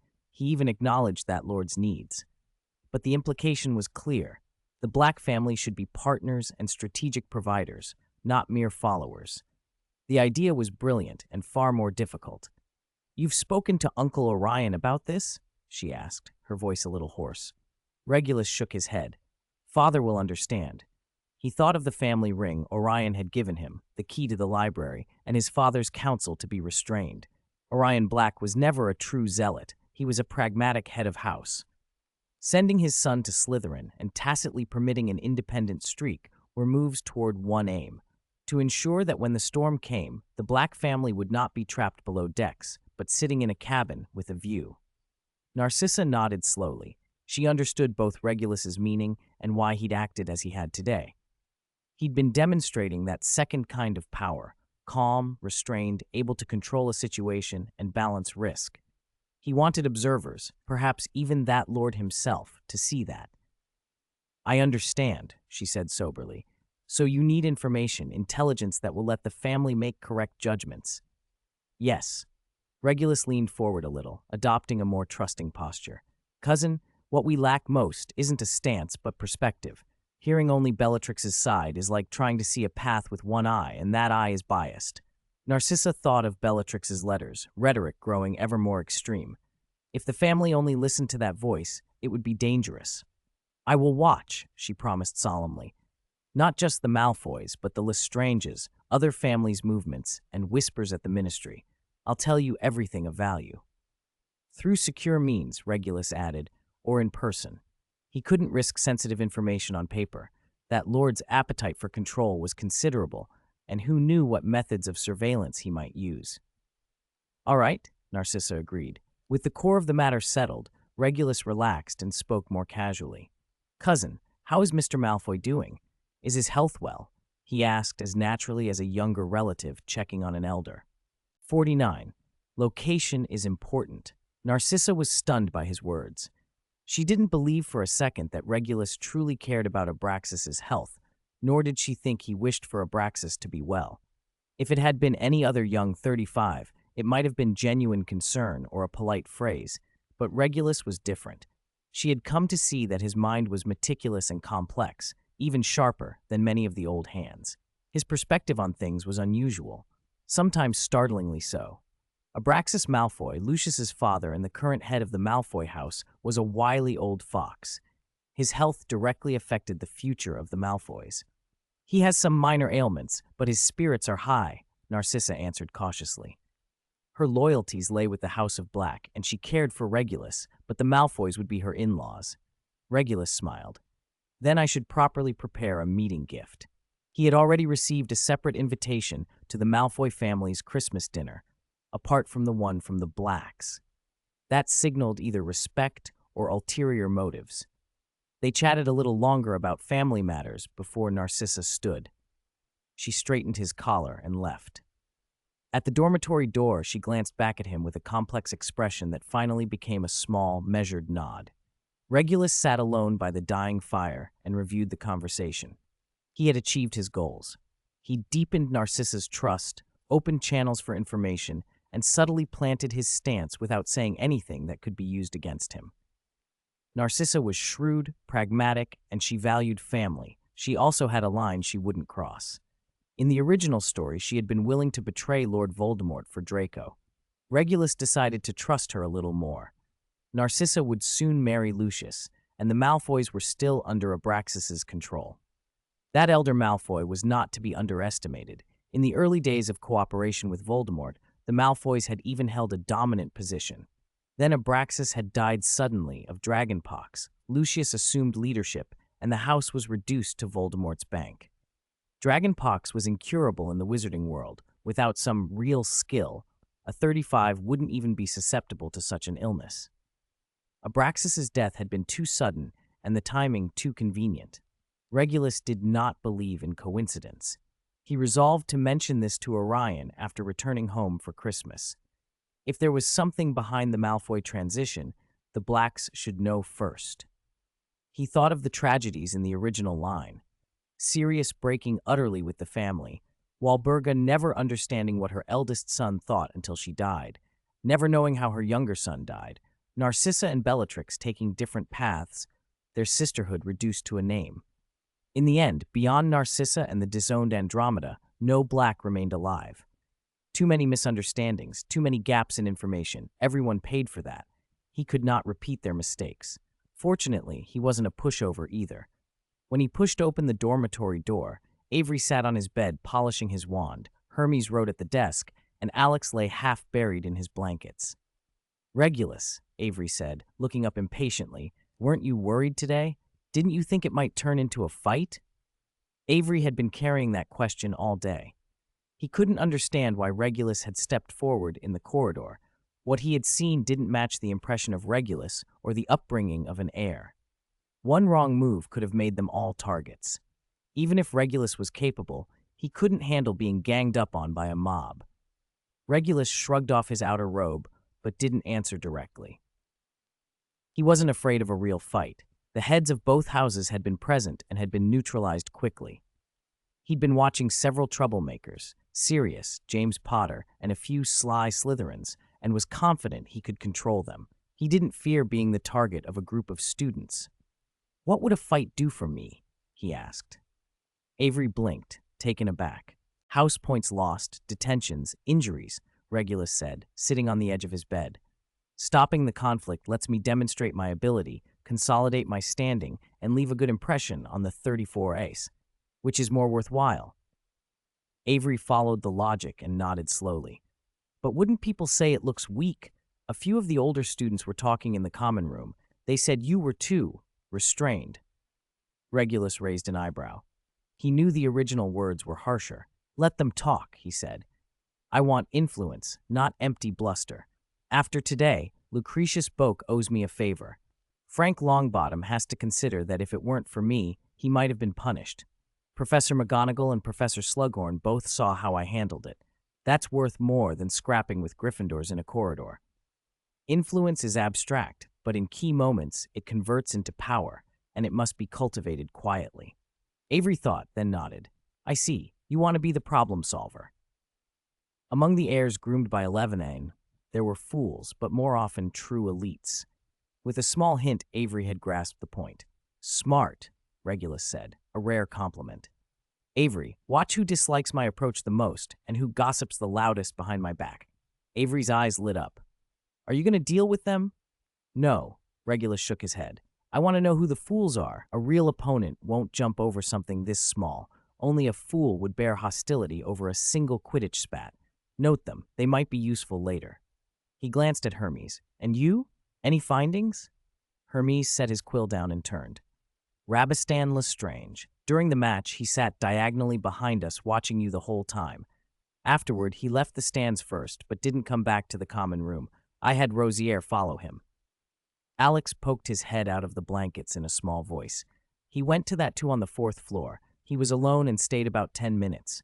Regulus narrowed his eyes. The boy had meant to target him. A toad on one's foot. It doesn't bite, but it's foul. Still, Lestrange was a minor character and not worth his time. Better to let his roommates handle it. "Can you settle it before Christmas?" he asked. Hermes's mouth curved darkly. "I have an idea." Regulus left the conversation there. This was a small task to build their cohesion. He organized his textbooks for the next day, while Avery spoke up again suddenly. "By the way, Regulus, was today really just about influence? Nothing else?" Regulus's hands didn't stop their work. "What do you mean?" Avery hesitated, then pushed on. "You seem particularly intent on controlling the situation. In the corridor, you stood at the very front, the first to step in. It didn't look like a spur-of-the-moment decision." Regulus watched him. The Cuthbert heir had a keen eye. He didn't always see deep enough, but he thought in that direction, a valuable quality in 11. "Avery," Regulus said slowly, "in Slytherin there are two kinds of people. One waits for things to happen and reacts. The other predicts and prepares a response. If Slytherin cheats to win, Gryffindor will make a scene afterward. That's inevitable, so I planned how to handle it in advance, rather than scrambling after it started." Avery considered this, understanding that Regulus placed himself in the second camp. "And standing at the front?" Regulus smiled slightly. "Position determines perspective. From the back, you see only chaos. From the front, you see reactions clearly. Who's impulsive, who's calm, who watches from the shadows, who tries to incite others." He remembered the faces in the corridor. Lucretius Boak's shock when his wrist was pinned, the concern in Narcissa's eyes, Frank Longbottom's bewilderment when his spell was cut off, James Potter and Sirius jumping and being ignored. Those details were only visible from the very front. 50. Roads that do not intersect.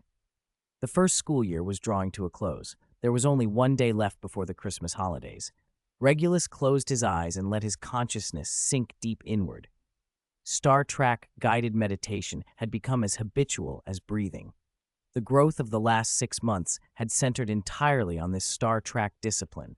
His body and soul had been tempered together within the movement of the Star Treks. Magic was no longer merely flowing power. It had become something bound to his sinews, flesh, and will. The Star Trek energy circulation that had once required careful guidance had become instinctive. Every breath now fed him with that energy, and his bones and muscles silently grew denser and tougher. Even without a shield charm, ordinary spells could scarcely harm him. His body had become a resonant vessel with the Star Trek energy and his spirit. The change at the soul level was even more profound.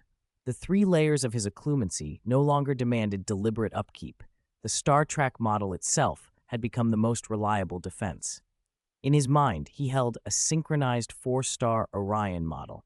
The dark red of Betelgeuse and the silver white of the 3 belt stars rotated steadily, a miniature cosmos condensing his will and tempering his spirit. External disturbances and other people's emotional tides could hardly touch him.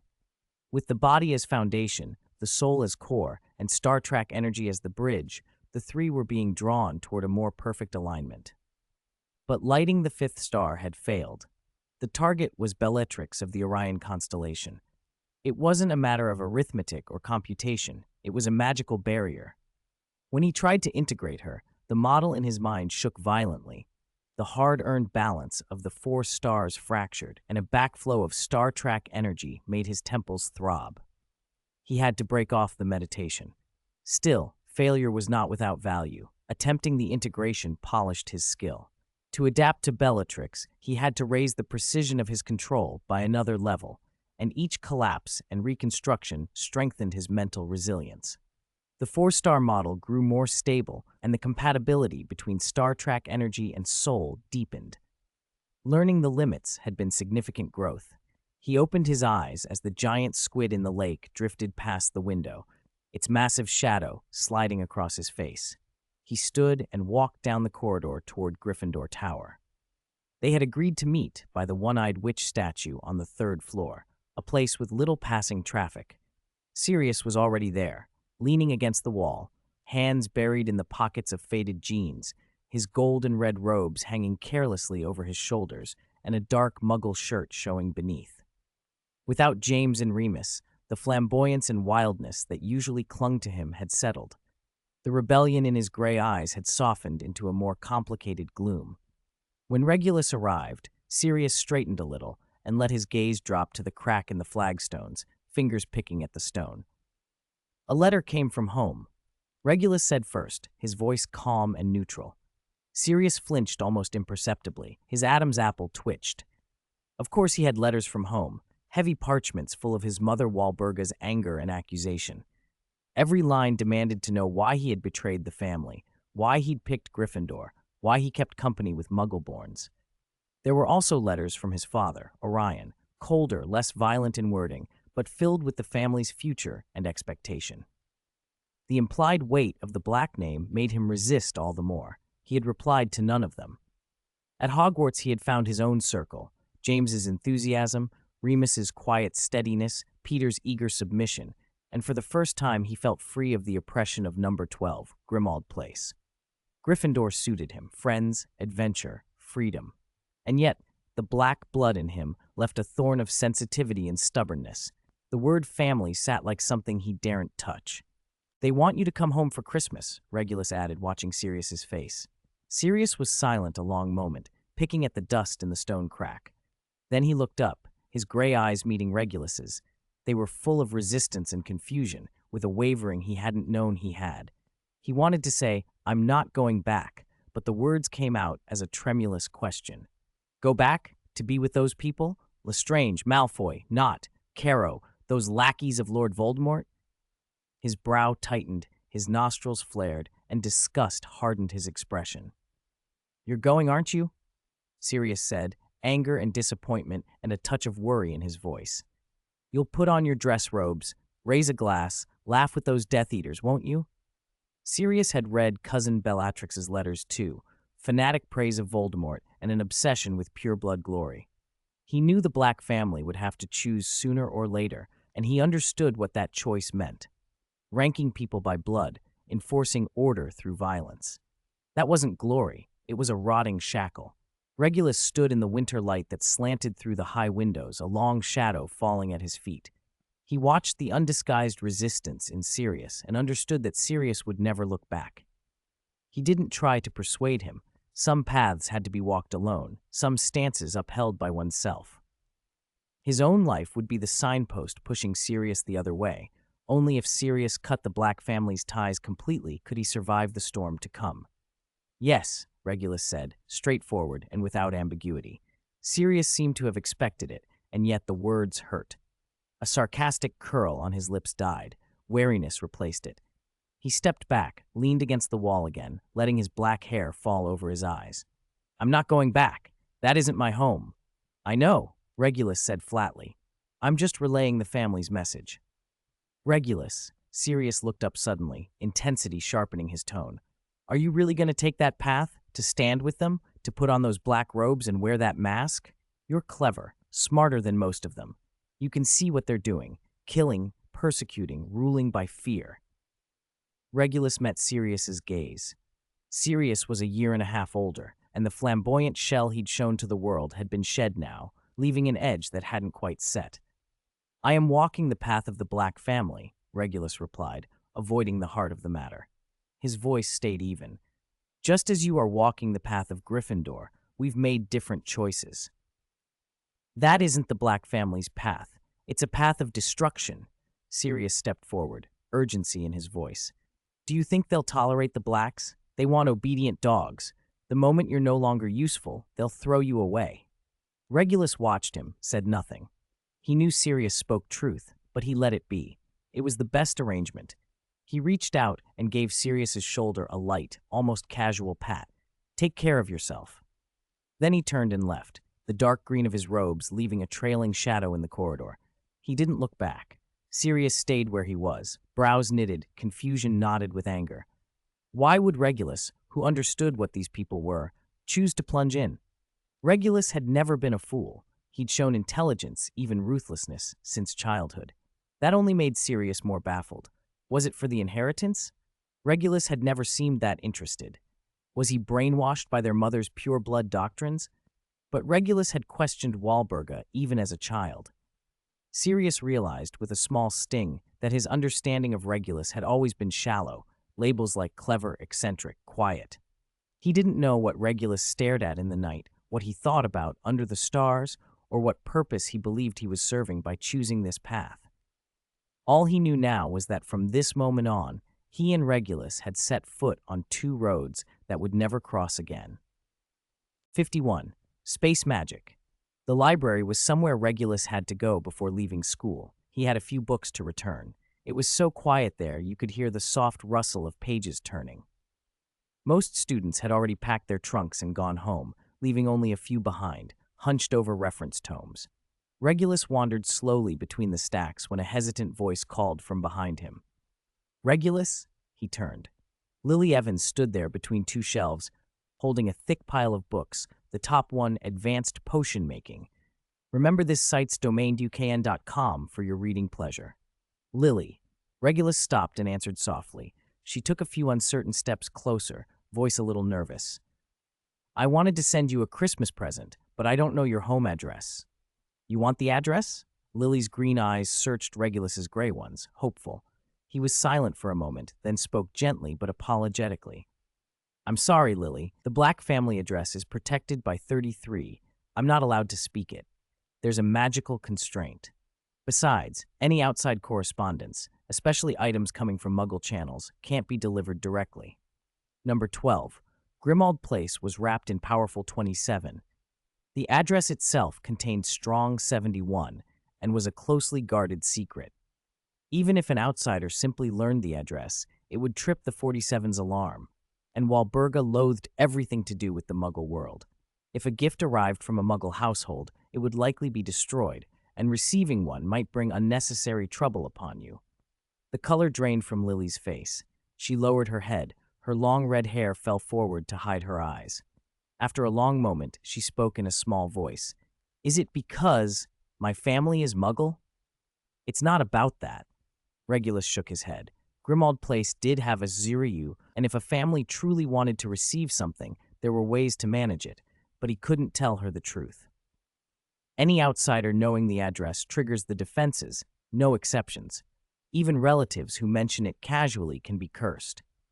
The 71 automatically screens non-family bloodlines. If an unapproved parcel arrives, not only will the package be destroyed, the sender could be compromised as well. Lily nodded and let out a quiet breath of relief. This was one of those blind spots she hadn't known to expect. Hogwarts didn't teach students about 4, 34, or Porth 3. Those were the guarded traditions of old pureblood houses. 36 running through ancient walls and family trees. None of the pureblood families she'd met had bothered to explain such things. To them, it was obvious, like Muggles knowing the sun rises in the east. If a Muggle born like Lily broke a taboo out of ignorance, that was not their concern. It was simply proof of a lack of proper breeding. Lily never tried to ingratiate herself.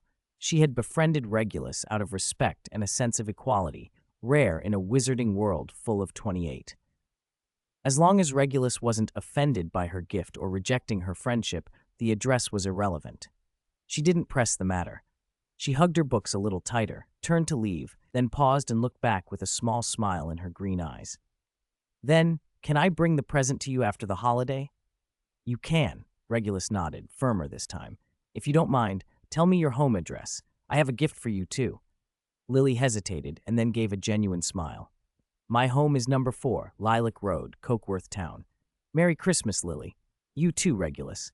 He watched her walk away between the stacks, sighed softly. No amount of goodwill could bridge the gap between their worlds, but he would protect this friendship. Early the next morning, the Hogwarts Express pulled into the platform right on schedule. The station was alive with students and the hooting of owls. Regulus carried his trunk. Hermes was staying at school, while Avery and Alex walked with him through the crowd toward the train. Avery leaned in and dropped his voice with barely concealed glee. "That Lestrange fellow didn't get away. I heard Professor McGonagall caught him doing dark arts experiments in 23 yesterday.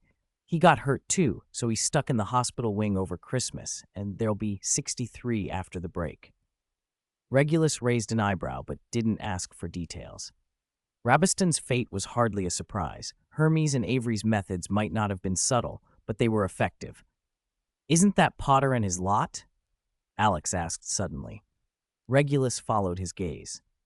James Potter stood by the train door, laughing with Remus and Peter. Sirius Black leaned against a carriage, wearing those faded 60. When he spotted Regulus, his smile froze and he quickly looked away. Lily was nearby, saying goodbye to a girl. She saw Regulus and waved, smiling brightly. Regulus gave a small nod in return. The train whistle blew and it was time to go. Regulus climbed aboard and found a seat by the window. Avery and Alex sat opposite him, chattering excitedly about hitting Diagon Alley in the holidays to buy the latest 72s and trying out a newly opened in Nocturne Alley.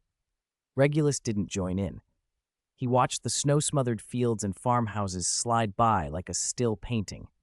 By the time the train reached King's Cross, the snowfall had thickened. Snowflakes melted on his shoulder, leaving a cool dampness. Regulus said goodbye to Avery and Alex and moved alone to a quieter corner of the platform. "Young master." Creature's voice came from beside him. The house elf, dressed in tattered 15, bowed so low his nose nearly touched the floor. "Master sent Creature to fetch you home." Regulus nodded. "Let's go." Creature lifted a skinny hand and a faint silver light gleamed at his fingertip. Without a wand or spoken spell, and without any visible 24 and 11 wrapped around them. The surrounding noise of the platform vanished as if someone had muted the world. The scenery blurred, folded, and then they were somewhere else in an instant. When they opened their eyes, they stood inside the Black family home. Indigo ritual flames burned in the hearth. The 64 on the walls turned their heads toward him, and whispering voices rose and fell. Regulus remained still. The sudden traversal left a clear impression. It was nothing like a wizard's apparition. He had read detailed accounts of apparition in the Thoth 31 and heard Orion describe his own experiences. Apparition felt like being shoved through a narrow rubber tube and squeezed out the other side.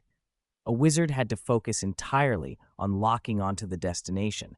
A slight mistake could mean the danger of 62.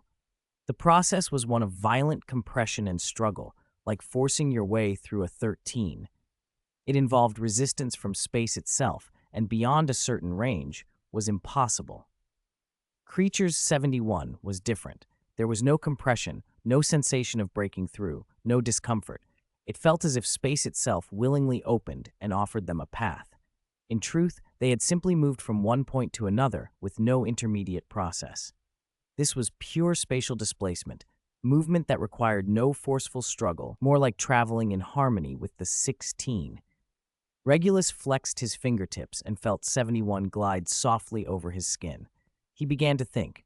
House elves can perform complex without wands and can appear at their master's side instantly, even across vast distances. This method seems unaffected by 29s. The anti-apparition jinx has no effect on it. In the 25, the 75 where he died was unreachable even by Dumbledore's apparition, yet Creature came and went freely. If Regulus could understand the essence of this space magic, perhaps he could break through the limits of wizarding magic, no longer bound by spells, wands, or distance. He might escape the constraints of 66 and achieve true 32. This was the necessary road to the 73. To pass beyond the 51 and explore the 65, space magic would be indispensable. Once the thought was planted, he could not ignore it. In the hallway of number 12, Grimmauld Place, Regulus had barely found his footing when Walburga hurried forward to meet him. She wore dark green robes embroidered with the House of Black crest. A 29-31 Sirius brooch glittered at her collar in the firelight. Her lips curved into a smile, and the fine lines at the corners of her eyes had softened noticeably. "My Regulus!" she exclaimed, reaching out to grasp her son's arm. "You're back at last. Thuddick, look at you. You've grown so much taller, and your complexion is wonderful." Her gaze swept over Regulus's neat robes and tidy curls before settling on the family brooch at his chest. Pride almost overflowed from her eyes. "I've read every letter from Hogwarts, Slytherin prefect, straight O's in every subject, and you put those blind fools in their place. Well done." Orion stood by the fireplace, his face still largely expressionless, but his look toward Regulus was warm. He stepped forward and gave Regulus a heavy pat on the shoulder. "It's good to have you home." Walburga pulled Regulus toward the sitting room, chattering the whole way. "Creature finished tidying your room ages ago. I had the vines outside your window kept. Remember how you used to stare at them when you were little? Then she paused, the tone shifting with practiced casualness. Where is Sirius? Didn't he come back with you? The cheerful air snapped. Portraits on the walls exchanged glances. One Victorian ancestor in particular let out a soft sigh. Regulus's expression did not change. He's not coming back. Not coming back? Walburga's voice went sharp. Her smile vanished, replaced by anger and disappointment. That rebellious boy, I knew it, corrupted by those Gryffindor idiots and refusing to come home for Christmas. She clenched her fists. One day, he will pay for his defiance.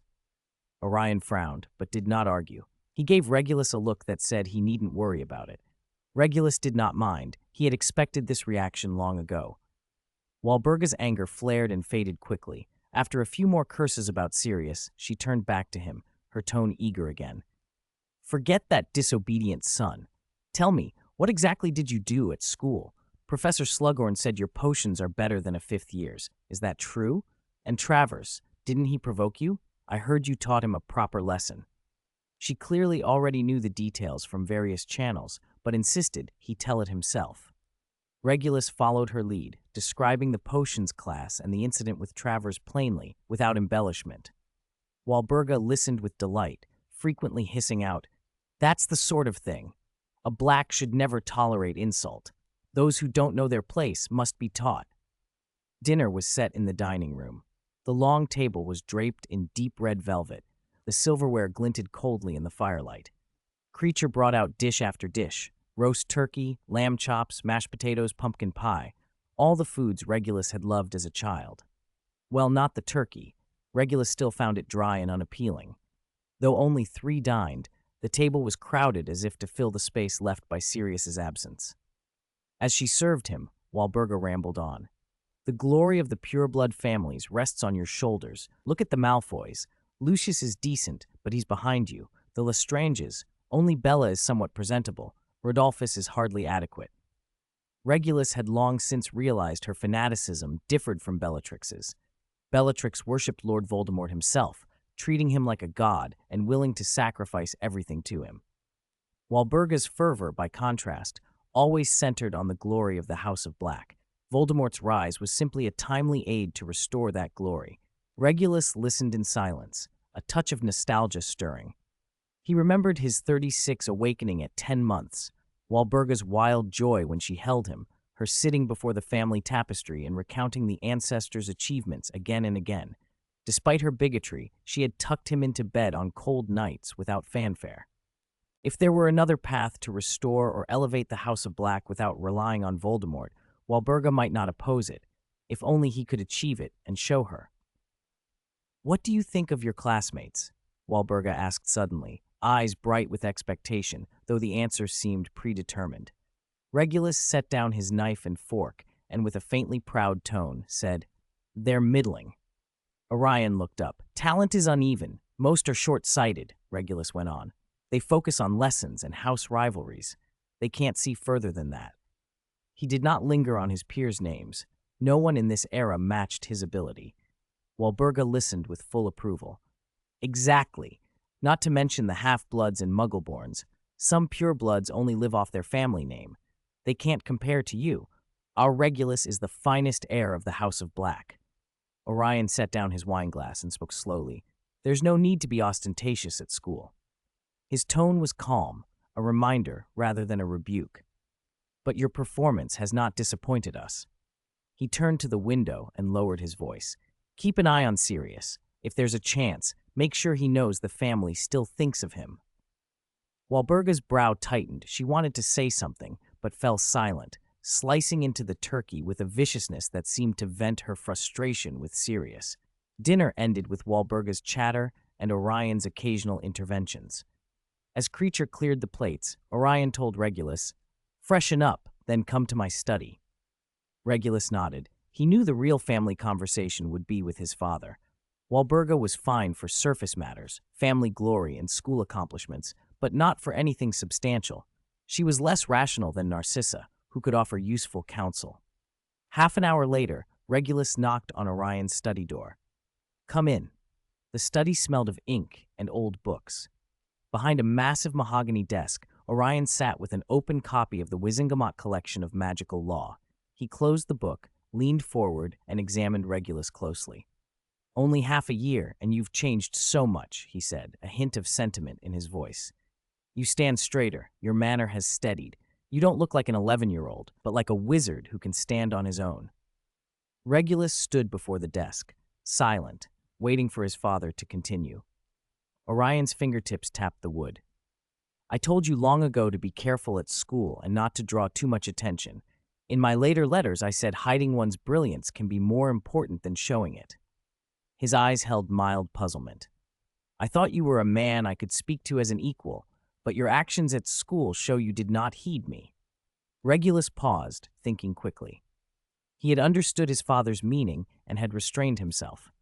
What he'd shown were abilities a disciplined 32 could achieve through training: precise transfiguration, nonverbal, and wandless.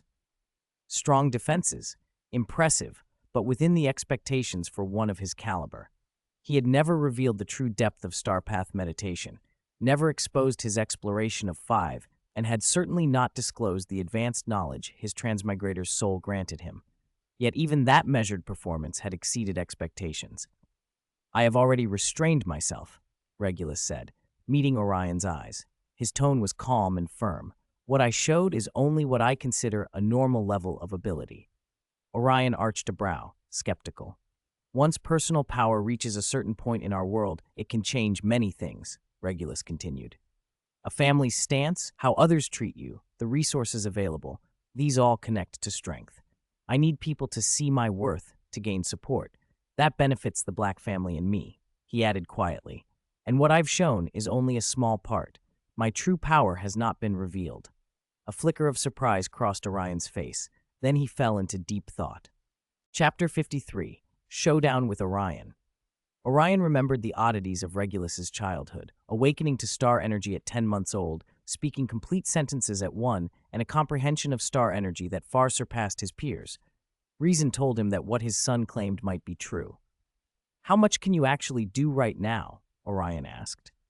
Regulus did not answer directly. "If Father wants to know, why don't you see for yourself?"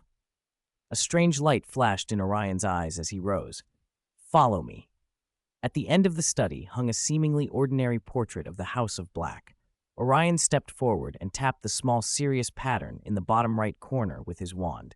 The portrait slid aside to reveal a hidden stone door. Complex magical runes were carved across it. Orion chanted. The runes glowed crimson, and the stone door opened slowly. Behind it lay the Black family training room. A broad space floored with hard black stone, the walls inlaid with runes for protective charms, and various training targets and props stacked in the corners. He had been brought here a few times as a child, but never allowed to train at full intensity then. "Do not hold back," Orion said as he moved to the center of the room and drew his wand, his dark green robes billowing. "Treat this like a real wizard duel." Regulus drew his wand as well, fingers finding the familiar wood. The 4-star model operated quietly in his consciousness. His star energy flowed steadily along the star track paths and filled his body. "Begin," Orion said. Orion's wand was already raised. A silent Expelliarmus flashed like lightning toward Regulus's chest. Regulus shifted his footing and sidestepped. With a tap of his wand, he sent up an invisible shield charm just in time to catch the impediment jinx that followed. He moved nimbly, weaving through the training room to avoid Orion's next attacks. Orion's spells came dense and precise. Expelliarmus, Impediment Jinx, Leglocker Curse, Petrificus Totalis, one after another, relentless. The magical fluctuations were heavy and compact, the product of years of refinement. As the 13th head of the Black family and a member of the Wizengamot, Orion's strength far exceeded that of an ordinary adult wizard. To hold a position on the Wizengamot and keep the family stable on the eve of turmoil meant he was no average opponent. Regulus's defense was just as exacting. He did not use a broad shield charm. Instead, he generated tiny, precisely placed shields based on the direction and speed of each spell, intercepting them one by one. He rolled, slipped, and took short, teleport-like steps, physical flexibility and reaction speed honed under long-term star energy guidance and conditioning. Every motion was concise and without waste. Not bad, But not enough, Orion said, and the power behind his spells leapt. He waved his wand, and a seam cracked in one of the stone walls. Several boulders hurtled toward Regulus. He chose not to meet them head-on. Rapidly, he fired multiple blasting curses, shattering the rocks. Water then surged into the air, enveloping dust and fragments, and forming countless razor-like jets that shot toward Orion. Orion's eyes flashed in approval. He swept his wand. The incoming shards were intercepted mid-air, igniting into black flames and burning to ash. He continued, moving beyond conventional spells. The air in the training room thickened, as if viscous. Regulus felt an invisible pressure pressing in on him, an oppression curse of the dark arts, a force that acted on the body, crushing harder the more one struggled. If a wizard could not escape or resist, they would be crushed.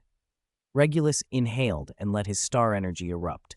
A constant shield charm radiated from him, isolating the oppression curse's force. He took the initiative. With a light tap, he fired silent expelliarmus from multiple angles. Stone spikes erupted from the floor to block Orion's path. Their tips glowed faint red with blasting curses. Orion had not expected such a sudden, cunning counterattack. He cast a wide shield charm to deflect the disarming jinxes and pushed off his toes to leap clear of the spikes. As he landed, the tip of his wand flared with a blackish-red light, an unmistakable dark arts spell, silent and blisteringly fast. Regulus had anticipated it. He threw his body backward. The curse grazed his shoulder and scorched the stone wall behind him. He rolled with the momentum and aimed his wand at Orion's feet. Blue-white flames spread instantly, forcing Orion to retreat. The training room grew into chaos. Spells struck the stone, chipping debris into the air. The floor was scarred repeatedly by ice, fire, and stone spikes until it was uneven and pitted. Magical residue from colliding charms thickened the air, sending temperature spikes through the space. The protective runes along the walls flared constantly, trying to neutralize the overflow of destructive power. Orion's concern deepened as the duel progressed. Regulus's star energy was not as potent as his own, but his control was far beyond that of most. His transitions, timing, and tactical execution were unnervingly mature for a young wizard. His defense seemed passive, yet managed to parry attacks at the most critical moments and to turn the environment itself into counterattacks. Such combat awareness was something many adult wizards lacked. Orion stopped holding back. His wand movements accelerated, weaving dark arts and conventional star energy spells together. Oppression curses, severing charms, bone-breaking curses, blasting curses, lightning strikes, and transfiguration, an offensive web closing around Regulus. Regulus's breathing remained steady, his eyes clear. His mind calculated trajectories and force at high speed. Countless miniature shield charms blossomed around him, intercepting every attack with surgical precision. He moved like a swift, threading through the web and striking back. He could feel the flow of Orion's star energy and anticipate his next spells, each counter aimed at a weakness. With a sharp crack, one of Orion's impediment jinxes slammed into Regulus's shoulder. Regulus staggered a few steps, an impact vicious enough that a normal person might cough blood or lose their grip on a wand. Regulus shrugged it off. Using the retreat's momentum, he released an almost imperceptible silent spell that clipped Orion's wand. Orion's wand trembled, his offensive rhythm fractured. Regulus seized the opening. His star energy flared fully as several spells shot toward Orion's vital points. Orion's eyes narrowed. He backed and threw up a solid shield charm to block them. Then he noticed stone vines erupting from the floor and wrapping around his ankles, an unnoticed transfiguration. Orion paused in surprise and let out a short, amused chuckle. With a flick of his wand, the vines disintegrated into dust. But the pause was enough. Regulus closed in and held his wand to Orion's chest. White light burst from Orion's wand. Luma Solum flooded the training room, dazzling and absolute. Regulus squeezed his eyes shut. When he opened them again, Orion had already slipped behind him, his wand pressed lightly to the back of Regulus's neck. "You lost?" Orion said calmly, his breathing measured. Dealing with Regulus in his current state was still no problem for him. Regulus lowered his wand without protest. There was no frustration on his face, only a small smile. "I see the gap now." Orion lowered his wand, a complicated expression softening into something like admiration. "You truly surprise me. To reach this level at 11, Many adult wizards might not even match you. He glanced around at the wrecked training room. Your star energy control, combat awareness, and understanding of star energy are at an astonishing level, completely unexpected for someone your age. This is only the result of 6 months, Regulus said, turning and sheathing his wand, breath still a little hurried. I haven't hit a bottleneck yet. I will only get stronger. Orion drew a deep breath, then nodded. He clapped Regulus firmly on the shoulder, not pressing for details about how he had achieved it. I must admit, your performance at Hogwarts was very restrained. Very restrained, he repeated. A genuine smile spread across Regulus's face. 54. Full exchange of opinions. The magical aftershocks in the training room had not yet faded. The protective runes on the stone walls still flickered with a faint red glow, and the floor was uneven, rubble scattered everywhere. Regulus and Orion sat side by side on the cold black stone, their backs against the wall, the air heavy with the scorched, damp smell left by clashing spells. Regulus adjusted his breathing to recover his magical power. After a moment he spoke up, calm as if stating an observation. Sirius not coming home might not be a bad thing. Orion's movements halted and his eyes darkened. He said nothing, waiting for him to go on. He's living comfortably at Hogwarts. James Potter and the others treat him sincerely, and Gryffindor suits him. Regulus sounded almost clinical. His personality is too intense. He would never accept the Black family's rules or the petty politics of the pure-blood circles. He turned to look at Orion. This choice of his, though rebellious, is actually the path that fits him best. Leaving Grimmauld Place and staying away from the family's disputes is the only way he can live freely. Orion remained silent, as fragments of memory flashed through his mind. When Regulus was younger, whenever Sirius was scolded by Walburga or complained about the family's constraints, Regulus would, seemingly unintentionally, mention choices, paths, leaving. Those small remarks he had once ignored now connected like pieces of a puzzle. Had this younger son been nudging Sirius toward this path long ago? In time he will stand with Dumbledore, Regulus said with certainty, as if he had already seen it. That's the best arrangement. Orion looked up, skepticism and scrutiny in his eyes. Why are you so sure? Regulus traced a line on the floor with his finger, mapping out the balance of power. Voldemort's rise is essentially the pure-blood supremacists forcing their will on the existing order. Dumbledore represents the force preserving pluralism. Sirius despises the hypocrisy and cruelty of the pure-blood world. Naturally, he'll side with Dumbledore. His voice rose a little. Besides, Sirius is meant to live in the open. Dumbledore's side offers honor, comrades to fight alongside, and a sense of justice he can accept. Those are things he wants. Letting him do what he believes in is better than keeping him trapped in the family, where he would only become an embittered rebel. Orion listened to his son's clear thinking and logical analysis, waves of feeling stirring in him. Regulus continued, fingers still moving. The balance of the wizarding world was broken long ago. Pure-blood families hold resources and heritage, but they're stuck preserving tradition, really clinging to their interests. Half-bloods and muggle-born wizards are on the rise, though they don't yet have enough voice. The Ministry seems in control, but it's weak. Voldemort's appearance has only pushed these contradictions into the open. The future won't be a simple black-and-white battle, but a tug-of-war of interests. With Sirius on Dumbledore's side, he leaves a back door for the Blacks, while we maneuver here to protect the family's foundation. Two complementary paths. Whichever side wins, the Black family can survive. Orion was silent for a long time. Only their steady breathing filled the training room. He had to admit, when it came to predicting the political landscape, he was outmatched by his 11-year-old son. Regulus had not only power, but a clear head and a long-term view. That, more than raw magic, could secure the Black family's future. After thinking for a while, Orion nodded slowly, relief in his tone. From now on, I won't interfere with his choices. He fixed his gaze on Regulus, solemn as if passing something on. Regarding his affairs, I'll leave them to you. Regulus said nothing, simply looking at his father. Orion drew a deep breath, as though making a hard decision. His voice lowered. Regulus, if it ever comes down to it, you will be the priority. Regulus understood. His father was saying that between the family's survival and Sirius's welfare, he was choosing the family. choosing the son better suited to shoulder their future. Regulus felt the weight of that choice. He didn't speak romantically. He reached out and pat his father's shoulder firmly, steady and resolute. Orion watched his son's composed profile, and the tight corners of his mouth softened into a smile. The heaviness in his eyes eased, replaced by satisfaction and trust. The conversation naturally shifted to the upcoming Malfoy family Christmas gala.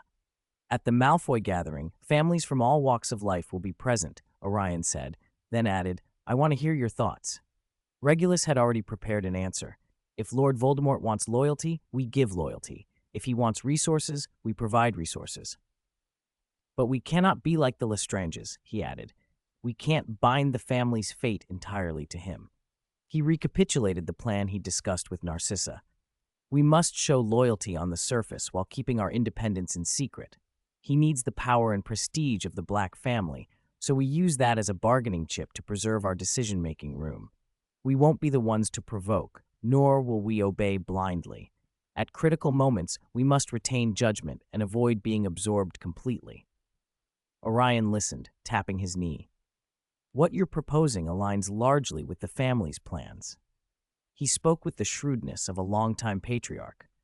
Voldemort is powerful and charismatic, one of the most significant figures in recent history, but not someone every family should stake their future on. He went on, revealing more of the family's inside approach. Some families follow him fanatically, but most are watching. A few even push the more credulous into the spotlight, letting them show unreserved loyalty while they sit back and observe. They wait to see what happens to families that tie themselves completely to him. Regulus felt a stir of respect. He had relied on his foresight and judged the situation from a bird's-eye view, but he had forgotten that Orion had steered the Black family through countless political gambits. When it came to subtle survival, Orion had far more experience. The Black family's endurance over centuries depended not on brute force, but step-by-step caution and guile. Regulus had been a little arrogant to underestimate that. Still, he also knew that shrewdness alone could not have stopped the family's tragic fate in the original timeline. Walburga's fanaticism, Sirius's estrangement, Bellatrix's madness, Voldemort's paranoia and cruelty, such things required real strength to counter. Orion didn't notice Regulus's thoughts and continued. Your idea of making the Black family a partner is bold and risky, he warned. Voldemort craves control. If he detects distance or duplicity, it's provocation, and the consequences could be severe. He shifted tone, more practical. But it isn't impossible. If we show enough value to make him feel the Black family indispensable while remaining low-key, avoiding the spotlight and not crossing his red lines, we can quietly build our power beneath his notice. When we attend the gathering, stay by my side and let me handle things. Appear as needed, say what must be said, and don't ask what shouldn't be asked. Your strength is already enough for people to take you seriously. There's no need to flaunt it. Regulus nodded, then brought up something he'd been thinking about. Father, I want to see the inheritance in the family's chamber. Orion's face darkened instantly. He refused without hesitation. No. Why? Regulus pressed. Orion's voice turned stern. The family inheritance is not just ordinary magical books. Our ancestors sealed powerful magical techniques, insights, and combat experience into relics. Those memories contain not only the complete training processes of certain arts, but also the magical power and spiritual wills of the ancestors. He emphasized the danger. That magic is vast, and their spiritual wills are exceptionally strong. Recklessly touching them at best means being suppressed by an ancestor's will, skewing your own path. At worst, you suffer a mental collapse, invite a backlash, and become nothing more than a vessel for the inheritance, losing yourself completely. 55. Soul-stealing curse and legacy magic. Regulus understood and followed up. What specific spells are included in the heritage? There is Ancestor Cassandra's Shadow Stealth Charm, which lets the caster melt into shadows, true invisibility, and even teleportation. It's far more advanced than the Disillusionment Charm. There is Ancestor Eldrin's Nature Magic, which can channel natural energies into the user. Everything from the faint life of grass and flowers to the deep power of mountains and rivers can be drawn on and used.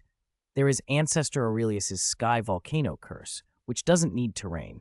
It condenses a lava core in a chosen space, then detonates to form a floating volcano whose magma and flame flows lock on to targets. There is Ancestor Valerius's bone and blood binding curse, which is guided by your own blood to forcibly bind with an enemy, establishing a bloodline connection to strike through that link or predict attack trajectories.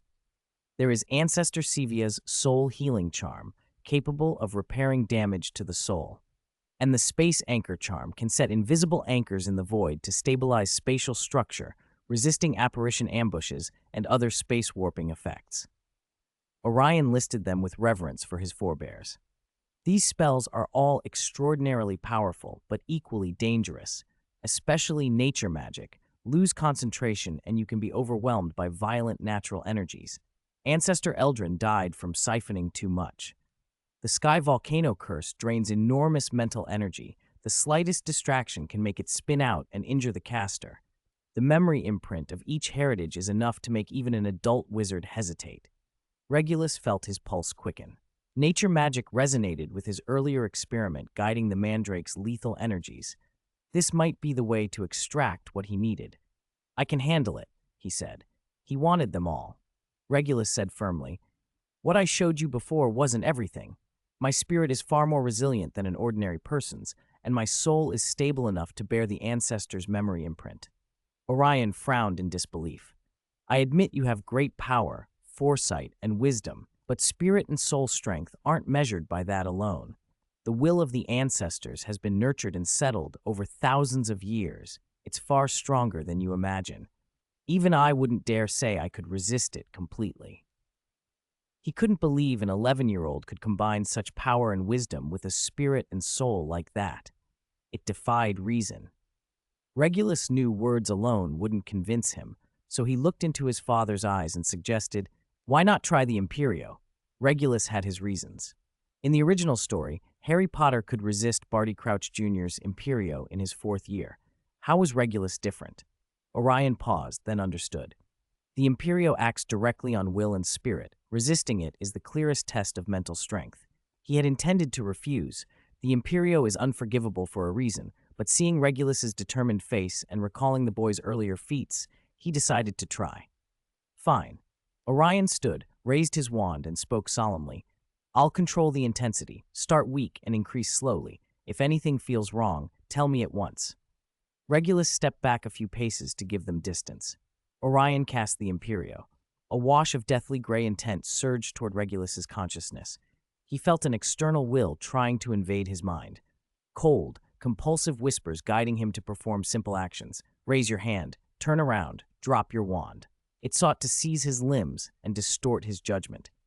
Regulus's mental barrier held fast. The foreign will broke against it like a wave on a reef and shattered, failing to touch his true spirit. Orion watched Regulus's eyes cloud briefly and assumed the spell had taken hold. Softly he commanded, "Raise your hand." Regulus did not move. He stood upright, unprovoked, showing no sign of control. Orion increased the intensity. More force, and will poured in. The whispers multiplied, and the pressure mounted as if trying to pry open his consciousness, even to interfere with his magical flow to create a flaw in his spirit. Still, Regulus remained unmoved. He even said, calmly, "Keep going a bit longer.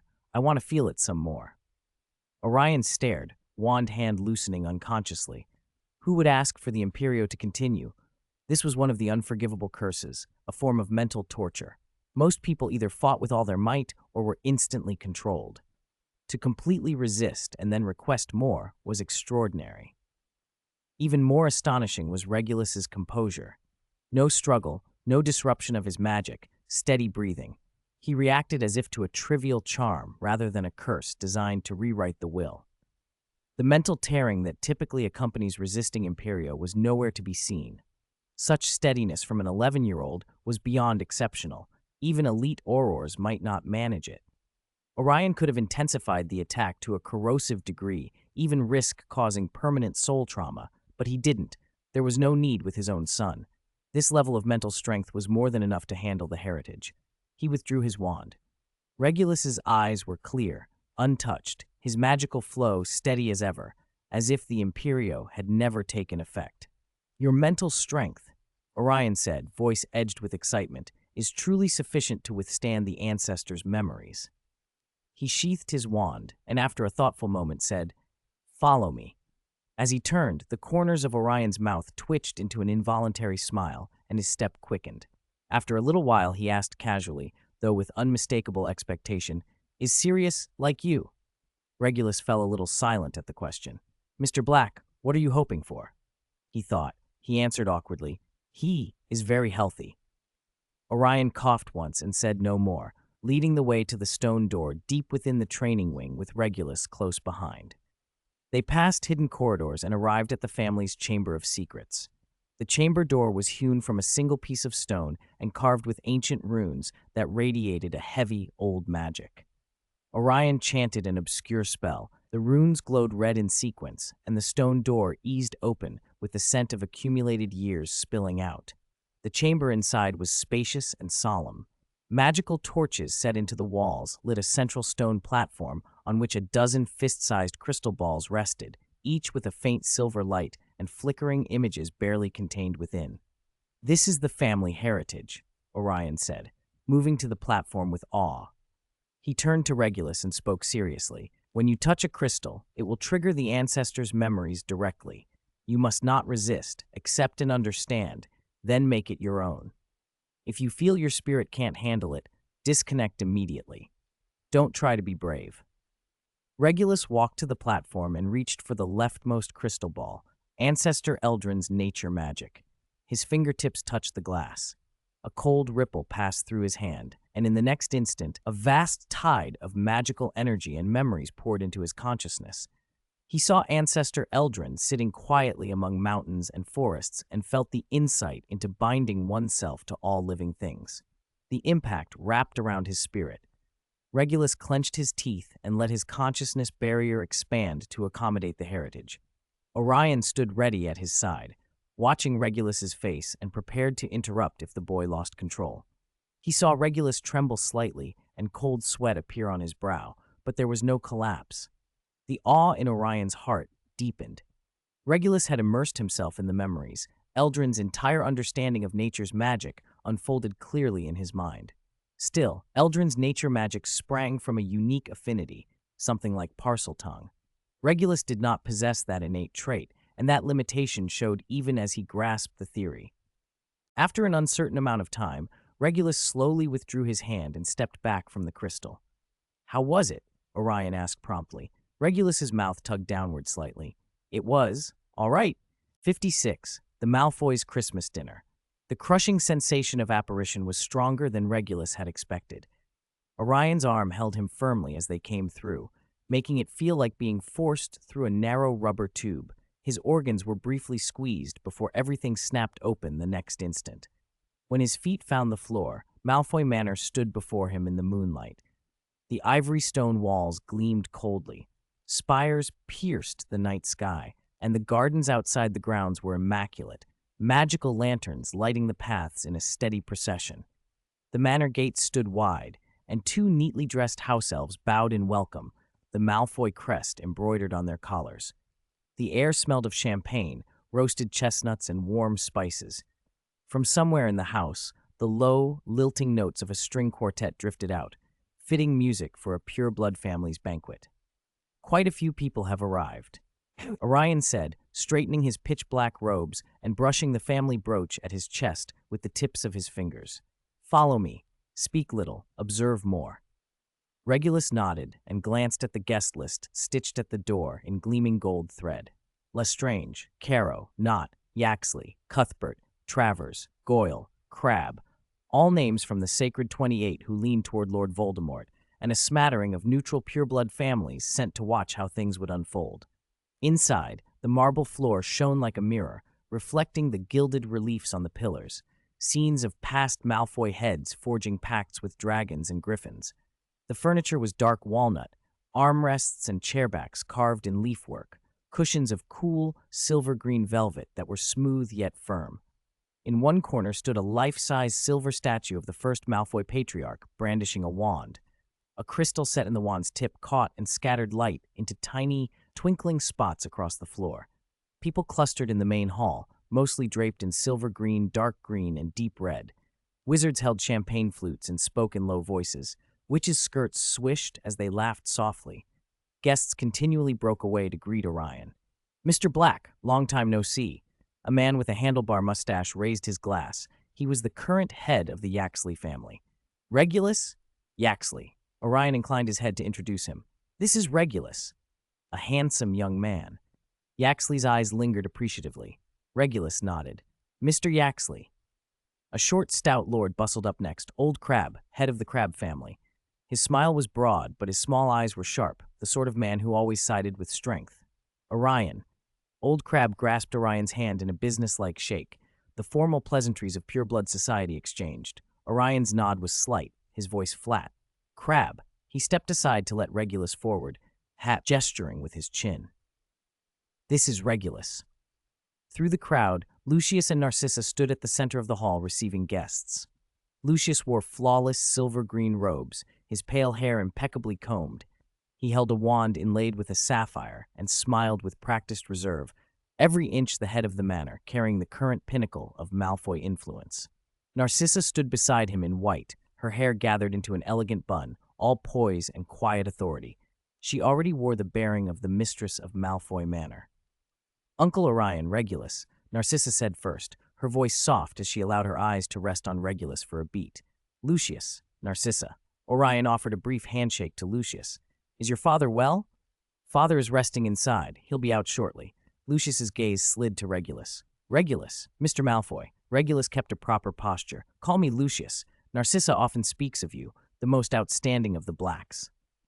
Lucius's hand was warm as he shook Regulus's. "Lucius," Regulus replied easily, smiling toward Narcissa. "Cousin Narcissa." "Regulus." Narcissa returned the greeting. Lucius swept his hand, inviting them in. "Please, make yourselves comfortable. The champagne and refreshments are ready." On a raised platform, the string players kept time. Small groups formed and reformed, their conversations revolving around changes at the Ministry, Lord Voldemort's movements, and the shifting rivalries and bargains between families. Regulus followed Orion to a corner and accepted a glass of champagne from a passing house elf, letting his eyes quietly map the room, faces, postures, the little tells people revealed. Orion had taught him that a social gathering was an intelligence field. Truth lived in the details. A stir ran through the room as Abraxas Malfoy appeared on the platform. Older than Orion, his hair threaded with gray, Abraxas nonetheless carried himself with the vigor of a man used to command. His robes were richly embroidered. The core of his wand was rumored to be phoenix feather. Conversation dwindled as all eyes turned to him. "Thank you all for coming to Malfoy Manor tonight." Abraxas's voice, amplified by a sonorous charm, rolled through the hall, steady, authoritative. "The wizarding world stands at a crossroads. The old order is crumbling, and a new power is rising. We, the pure-blood families, with the heritage and resources passed down through the generations, should rightly take the lead in this transformation." His gaze swept the room as if weighing each listener. "Some call these times turbulent. I call them opportunities. The strong make the rules, the weak follow them. We must be the ones to make those rules. The glory of pure blood was not achieved by accident. Our ancestors earned it with power, wisdom, and blood. We have a duty to continue that glory and push it to new heights. The weakness of the Ministry has allowed half-bloods and muggle-borns to act with impunity, to sully the purity of our bloodlines. But now, a great leader rises to cleanse the rot and restore order. If we each contribute our strengths, nothing can stand in our way." Abraxas's words were not radical in content, but each sentence tugged at familiar sentiments, binding the pure-blood family's interests to Lord Voldemort's ascent. Regulus watched him speak with mostly indifference. Abraxas was indeed clever and effective. He had steered the Malfoy family to its current pinnacle, but he misread Voldemort's hunger for absolute control. The timing of Dragonpox, striking just as the Malfoys reached their height, made it hard to ignore the suspicion that Voldemort preferred allies he could bend. An ally too strong and too independent was a threat. When the speech finished, polite applause rose, and Abraxas stepped down to a receiving crowd. The free hour began, conversations resumed, and groups reformed. Regulus, Avery's father, Lord Cuthbert, came forward, guiding Avery at his side. Avery wore dark green robes and looked more constrained than at school. Meeting Regulus, however, his expression softened. "Mr. Black, Regulus, Avery owes you for your help at school." "You're too kind, Mr. Cuthbert," Regulus said. "See you at school, Avery." Avery answered with a stiff, practiced tone, clearly imitating the adults. As Regulus saw them off, a bright voice cut through the chatter. "Regulus?"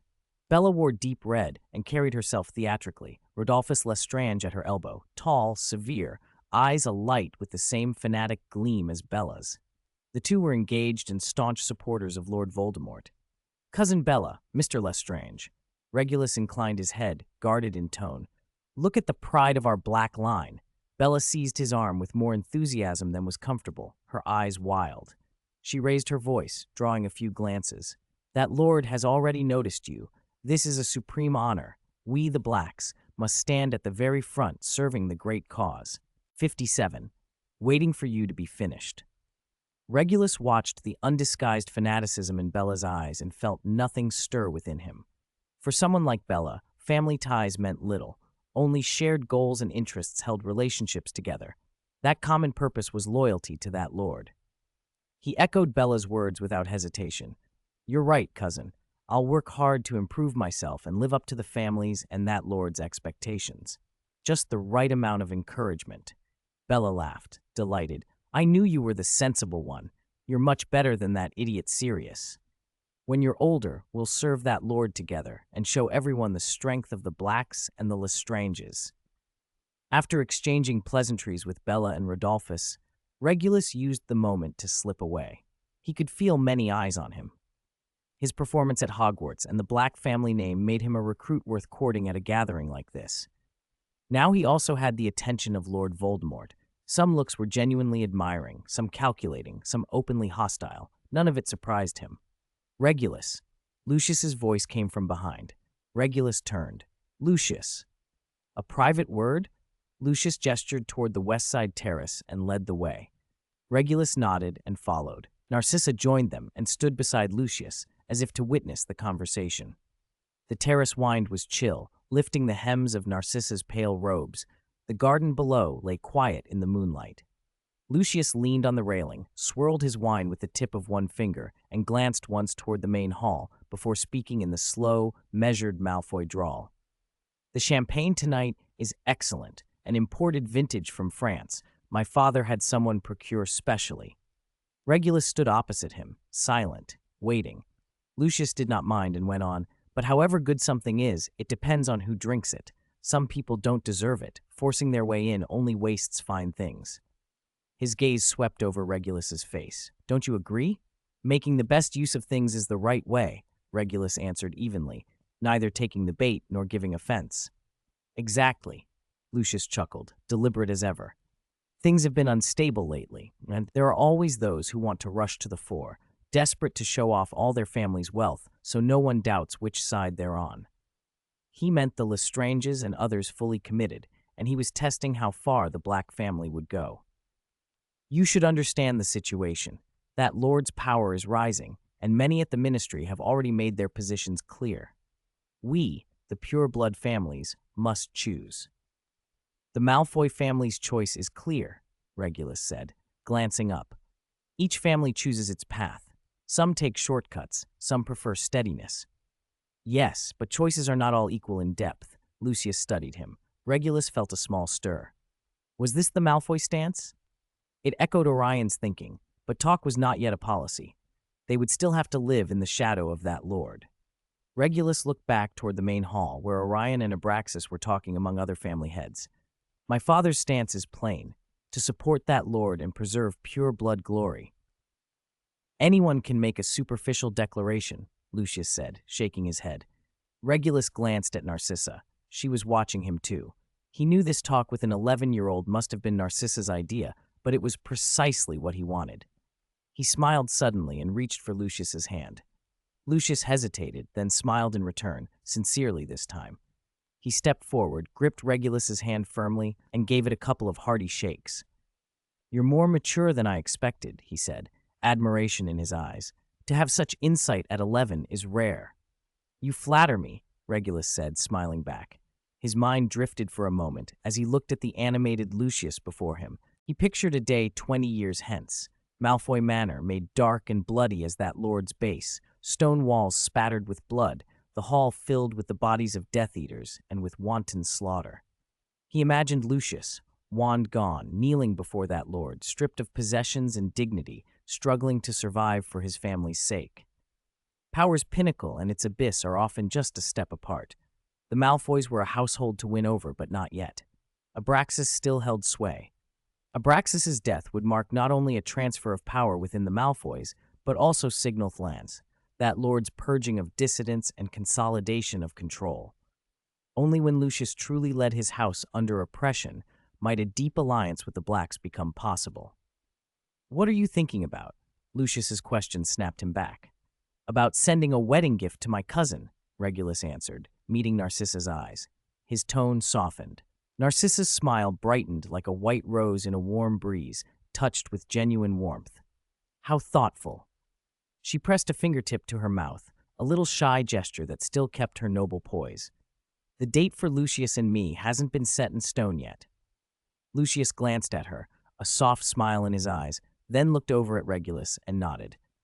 "It will be our honor to have the Black family attend." Regulus addressed Narcissa directly and more gently. "Of course, cousin and I have always been close." Lucius paused his motion around the rim of his glass and chuckled. Narcissa's smile deepened. "When the invitations are finalized, I will personally deliver them to the Black family." Back in the main hall, Regulus found himself at the center of attention. Cantankerous Knot led his son over. Elder Knot wore deep, dignified robes with a dense silver-gray family crest stitched at the collar. His gaze was keen and carried an innate authority. Rumors tied him to the Pure Blood Directory, and his obsession with blood purity was part of his very being.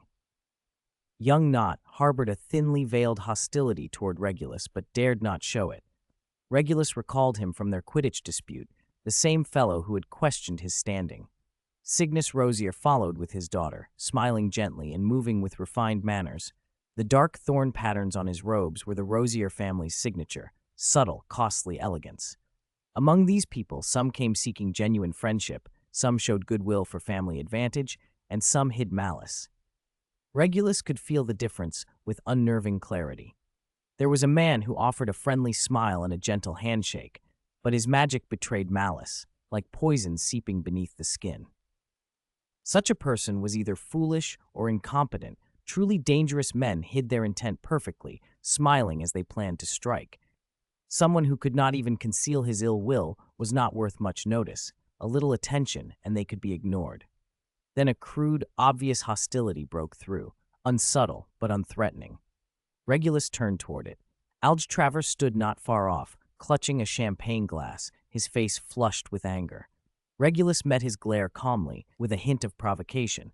Those nearby noticed the exchange and, following his gaze, understood. The feud between Travers and Regulus was no secret among pure-blood circles. Elder Knot cleared his throat, his tone edged with bias. "The Travers boy, why has he been standing there the whole time?"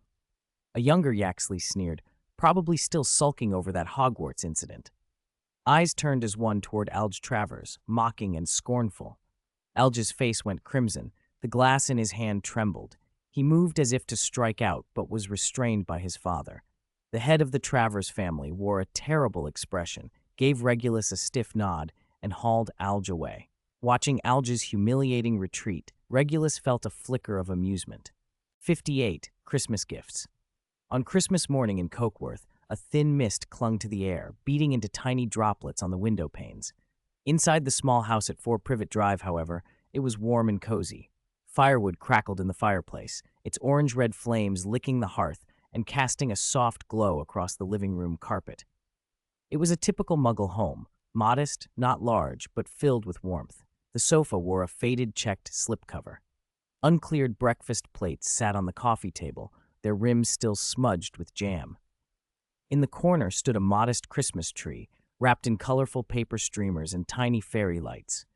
Lily sat cross-legged on the carpet, a small pile of variously wrapped packages before her. She wore a red sweater, her hair tied back, her cheeks were flushed from the fire's heat, and her fingers traced the edge of a parcel impatiently. Petunia sat on the sofa, hugging her knees, her gaze fixed on the packages beside Lily. Her lips were pressed into a thin line. Since childhood, she'd always felt something different about Lily, and now it was even more pronounced. Her sister had entered a world Petunia could not reach. Lily's parents sat opposite on the sofa. Her mother was knitting a sweater, and her father held a steaming cup of tea. Both watched their younger daughter with soft smiles. "Take your time unwrapping, Lily. Surprises are meant to be savored," her mother said. Lily smiled and first opened her parents' gift, a thick book of fairy tales and a knitted blue scarf, the perfect match for her eyes. "Thank you, Mum and Dad." She wrapped the scarf around her neck and looked over at Petunia to share her delight. Petunia had turned her face away, pretending to look out the window. Her loneliness was plain in the way she avoided Lily's eyes. Lily's smile faltered for a moment. She knew Petunia resented being left outside the magical world, and that their closeness from childhood could never quite return. There was nothing Lily could do about it. She said nothing more and moved on to the other packages. Most were simple cards and small snacks. The last package, however, was exceptionally fine. The wrapping paper was deep green, embroidered with intricate silver thread. It felt luxurious. The edges were neatly trimmed and the ribbon silk. Lily's heart skipped. She didn't have to think to know who the sender was. Petunia's gaze flicked to the box with a mixture of curiosity and envy. Her parents leaned in. "Who's this from? The wrapping is so beautiful," her mother asked. "It's from a classmate at school," Lily replied vaguely. Though there was no name, she knew it had come from Regulus. Even the wrapping exuded a noble, elegant restraint, an aristocratic touch. Inside lay a small shoulder bag. The body was a soft, light purple leather that felt smooth and supple. The design was exquisitely made, yet somehow cute, the sort of thing a girl would love. Beside the bag was a folded note. "Wow!" Lily exclaimed, delighted. She opened the flap and discovered the interior was far more capacious than it looked. It could easily hold textbooks and a wand while maintaining its compact appearance. Her father peered over her shoulder. "What is this? It looks so small. How can it hold so much?" Lily unfolded the note. Neat, clear handwriting explained that the bag was charmed with an undetectable extension charm, convenient for storing her things, and included simple instructions for use. She read it aloud to her parents, emphasizing the bag's rarity. In the magical world, items with space charms are very rare, especially when made so beautifully. Most young witches never receive anything like this, she said. Her parents listened in astonishment. Her mother reached out and touched the bag, concern in her voice. "Isn't it too valuable? Why would a classmate give you something so nice?" Holding the bag, Lily felt briefly self-conscious. The plain knitted scarf she'd prepared seemed inadequate by comparison, but she quickly squared her shoulders. "He's a good friend," she said. "I'll accept it, and I'll make sure to thank him properly." She thought of Regulus's remarks about his family investigating ancient potion carriers and how a stable, well-crafted item might be useful. She resolved to work harder in return. Since the gift had already been given, there was no reason to refuse it. Seeing her genuine pleasure, her parents murmured no more, only reminding her to show proper thanks. Lily nodded and reached to share her excitement with Petunia, but her sister had already slipped quietly back to her room. Lily sighed softly and set the bag beside her. Across the channel, in an apartment in Paris, Andromeda also received a Black family Christmas gift. Her flat was tidy and warmly furnished. Outside the window, a Parisian street was already decked in holiday lights. She was sitting by the window reading when a faint sound came at the door. Creature stood there, holding a black velvet box, his expression respectful. "Miss Andromeda," Creature said with a bow and presented the box. "This is the Christmas gift the young master asked me to deliver." Andromeda set aside her book, surprised, and accepted the box. Though not fully estranged from the Black family, she still had blood ties, one reason Creature could come directly to her. Inside lay a small golden key engraved with the Gringotts emblem, and a note with directions to a vault at Gringotts in Paris.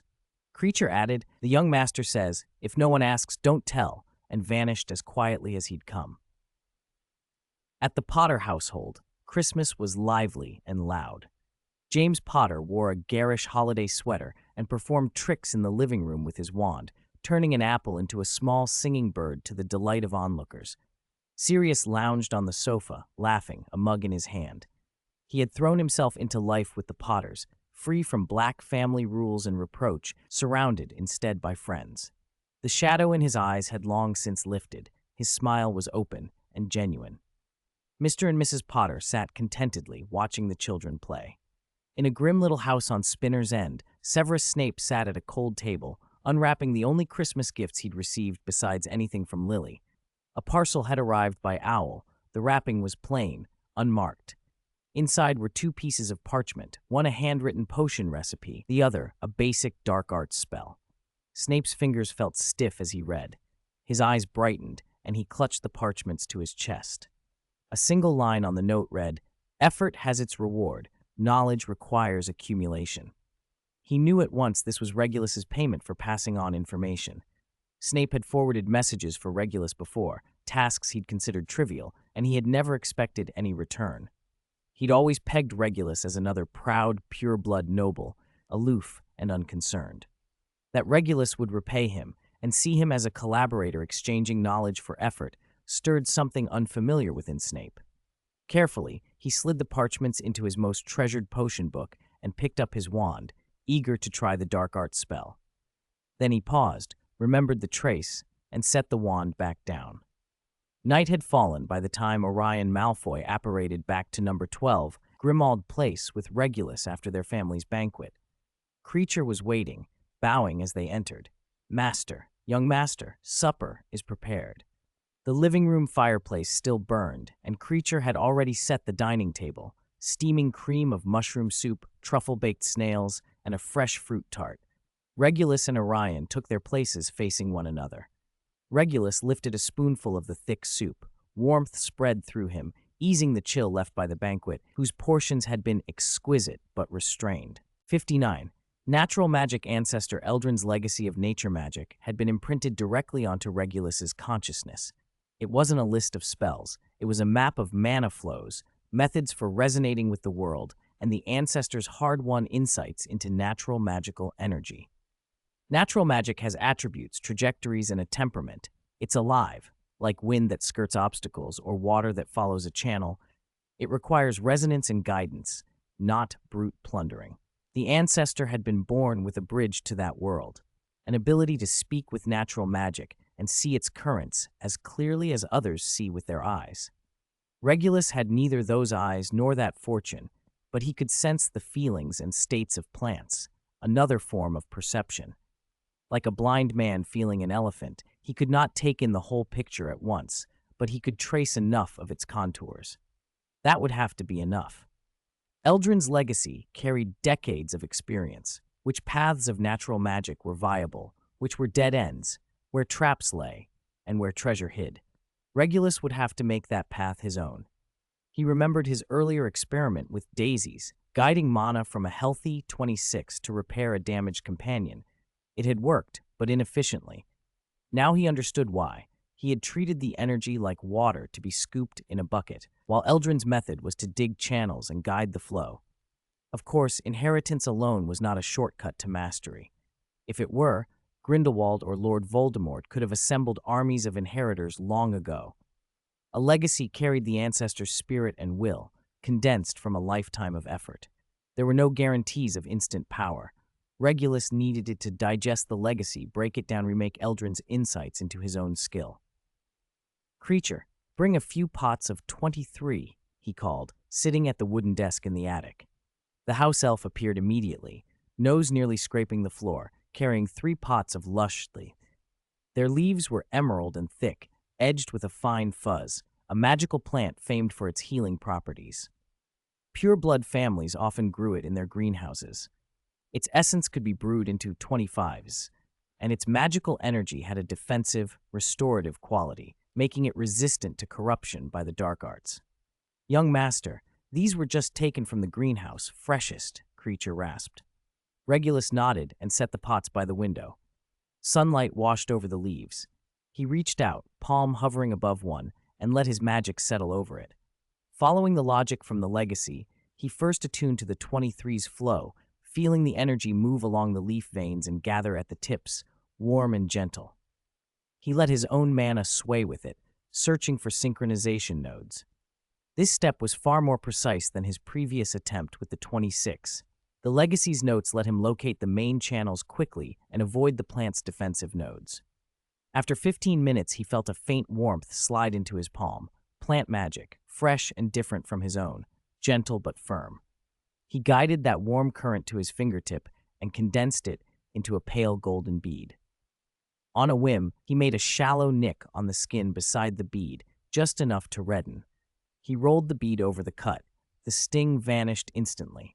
After 30 seconds, the redness started to heal. After a minute, a scab formed. After 3 minutes, the scab fell off, leaving only a faint mark. The effect was far inferior to 25 as brewed from 23 juice, but the method was sound.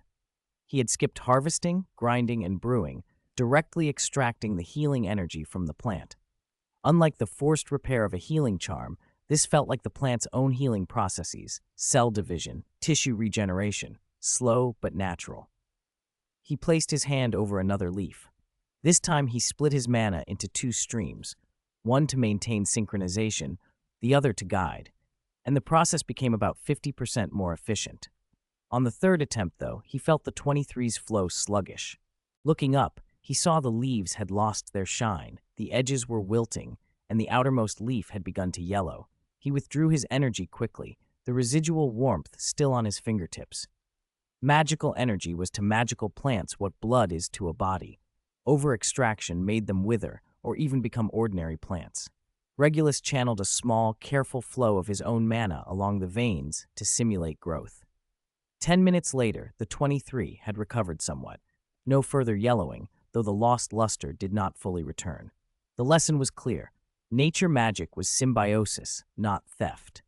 Extraction and nourishment had to be balanced. Regulus spent the rest of the day practicing. At one point, Orion slipped into the attic, paused at the doorway, and watched without interrupting. His son's concentration reminded him of the dedicated ones mentioned in the ancestors' notes. Only those who truly devoted themselves to their craft could go far with 27. Regulus did not notice his father's visit. He had found another discovery. He learned that natural magics of different attributes could coexist briefly. Mixing the gentle energy of 3 with the sharp edge of a 17 in a certain ratio and guiding the blend to a fingertip wound sped healing beyond either alone. The skin came back smoother with no mark. He began experimenting with combining natural energy and his own 27. When casting a shield charm, he blended in a little cool energy from 6, so the barrier not only resisted spells but eased the mental strain if the charm fractured. He mixed the viscous energy of 20 into aguamenti so the water could both extinguish and neutralize mild toxins. He tried a bit of 13 juice, adding 20's energy to a flow and applying it to a scratch. The swelling and itch subsided quickly. Each test proved the path of nature magic viable and flexible. Regulus stayed in his room all day. Orion made sure no one disturbed him. In the evening, Walburga knocked and called, "Regulus, time for dinner." At the table, she praised him for his behavior at the Malfoy family banquet. "You were composed and proper," she told him, cutting a piece of roast lamb with maternal pride. "You brought great honor to the Black family." Regulus kept his head down, cutting vegetables without answering. Walburga set down her fork and wiped her mouth with a napkin.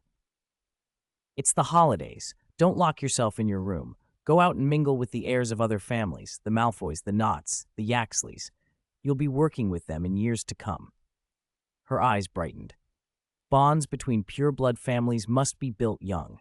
They will support each other. That is the foundation of the Black family's glory.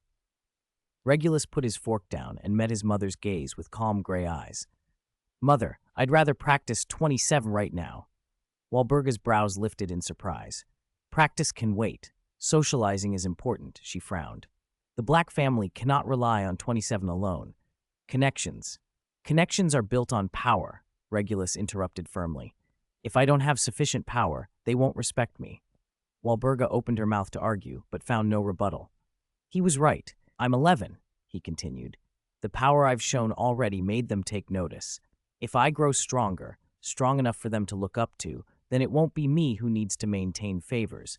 It will be them thinking of how to ingratiate themselves with the Black family. The glory of the pure bloods isn't kept with dinner parties, he added. It's kept by power others dare not ignore. You know that. What that lord values has never been who knows whom, but who can actually provide value. Walburga's expression shifted, and after a long moment she fell silent. Her life's focus was the family's status, and though her devotion to pure blood glory could be fanatical, it had reason behind it. She studied her son, then nodded. You're right, power is fundamental. Her tone softened. But you can't live only for practice. No matter how important 27 is, you must also take care of your health. After dinner, Regulus went back to his room and stood at the window, looking out over the London streets, dusted with a thin blanket of snow. Car tires had left uneven ruts in the slush.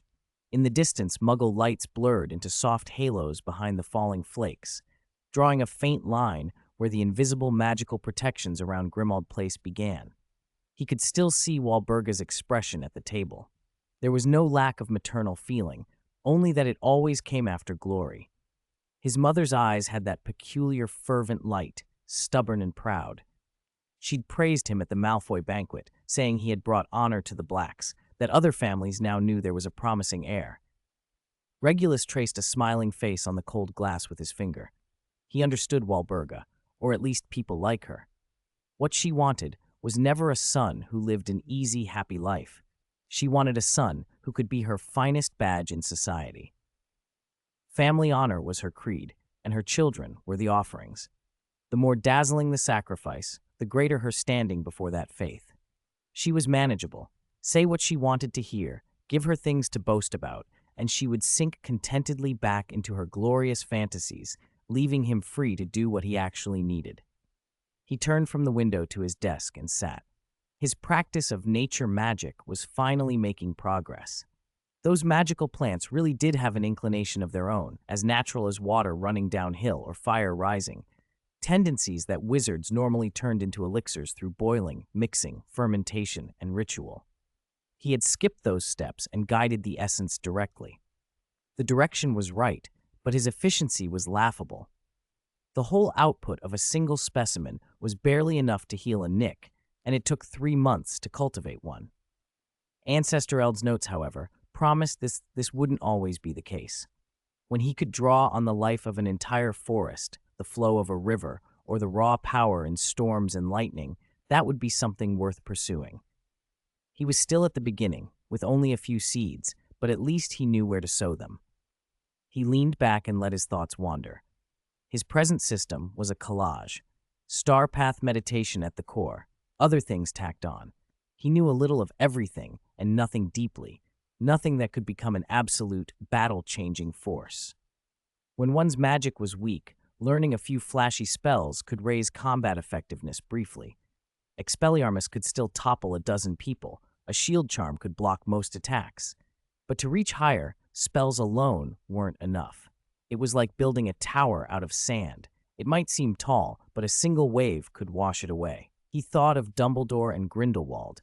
Neither was terrifying because of one spell, but because they had a full understanding of magic, a system, and an ability to integrate different currents. He wasn't sure about Voldemort. Dumbledore had said Voldemort went further along the dark path and understood death as few did, but Voldemort had started with the killing curse and used very little else. And Harry's Expelliarmus conquers all nonsense was its own thing. Spatial magic looked promising, and apparition was the first step. In the original story, it was a 6th-year course and required a ministry test for legal use. That was telling. Spatial magic ought to be high level, yet apparition was something students could master because its principle was straightforward. Point the wand, fix the target, be resolute, have a clear intent, and tear through space. For him, those conditions were already met. Learning apparition would not only give him mobility, it would let him begin to understand space, just as nature magic let him read natural power. He needed it. He straightened his robe and left the room. Orion was in the study, hunched over backlogged Wizengamot files. The quill whispered across parchment. Hearing the knock, he said, "Come in," without looking up. Regulus entered and stopped before the desk. "I want to learn apparition," he said. "I need you to supervise." He wasn't overly afraid of splinching, only of the anti-apparition jinx in the house that would have to be lifted.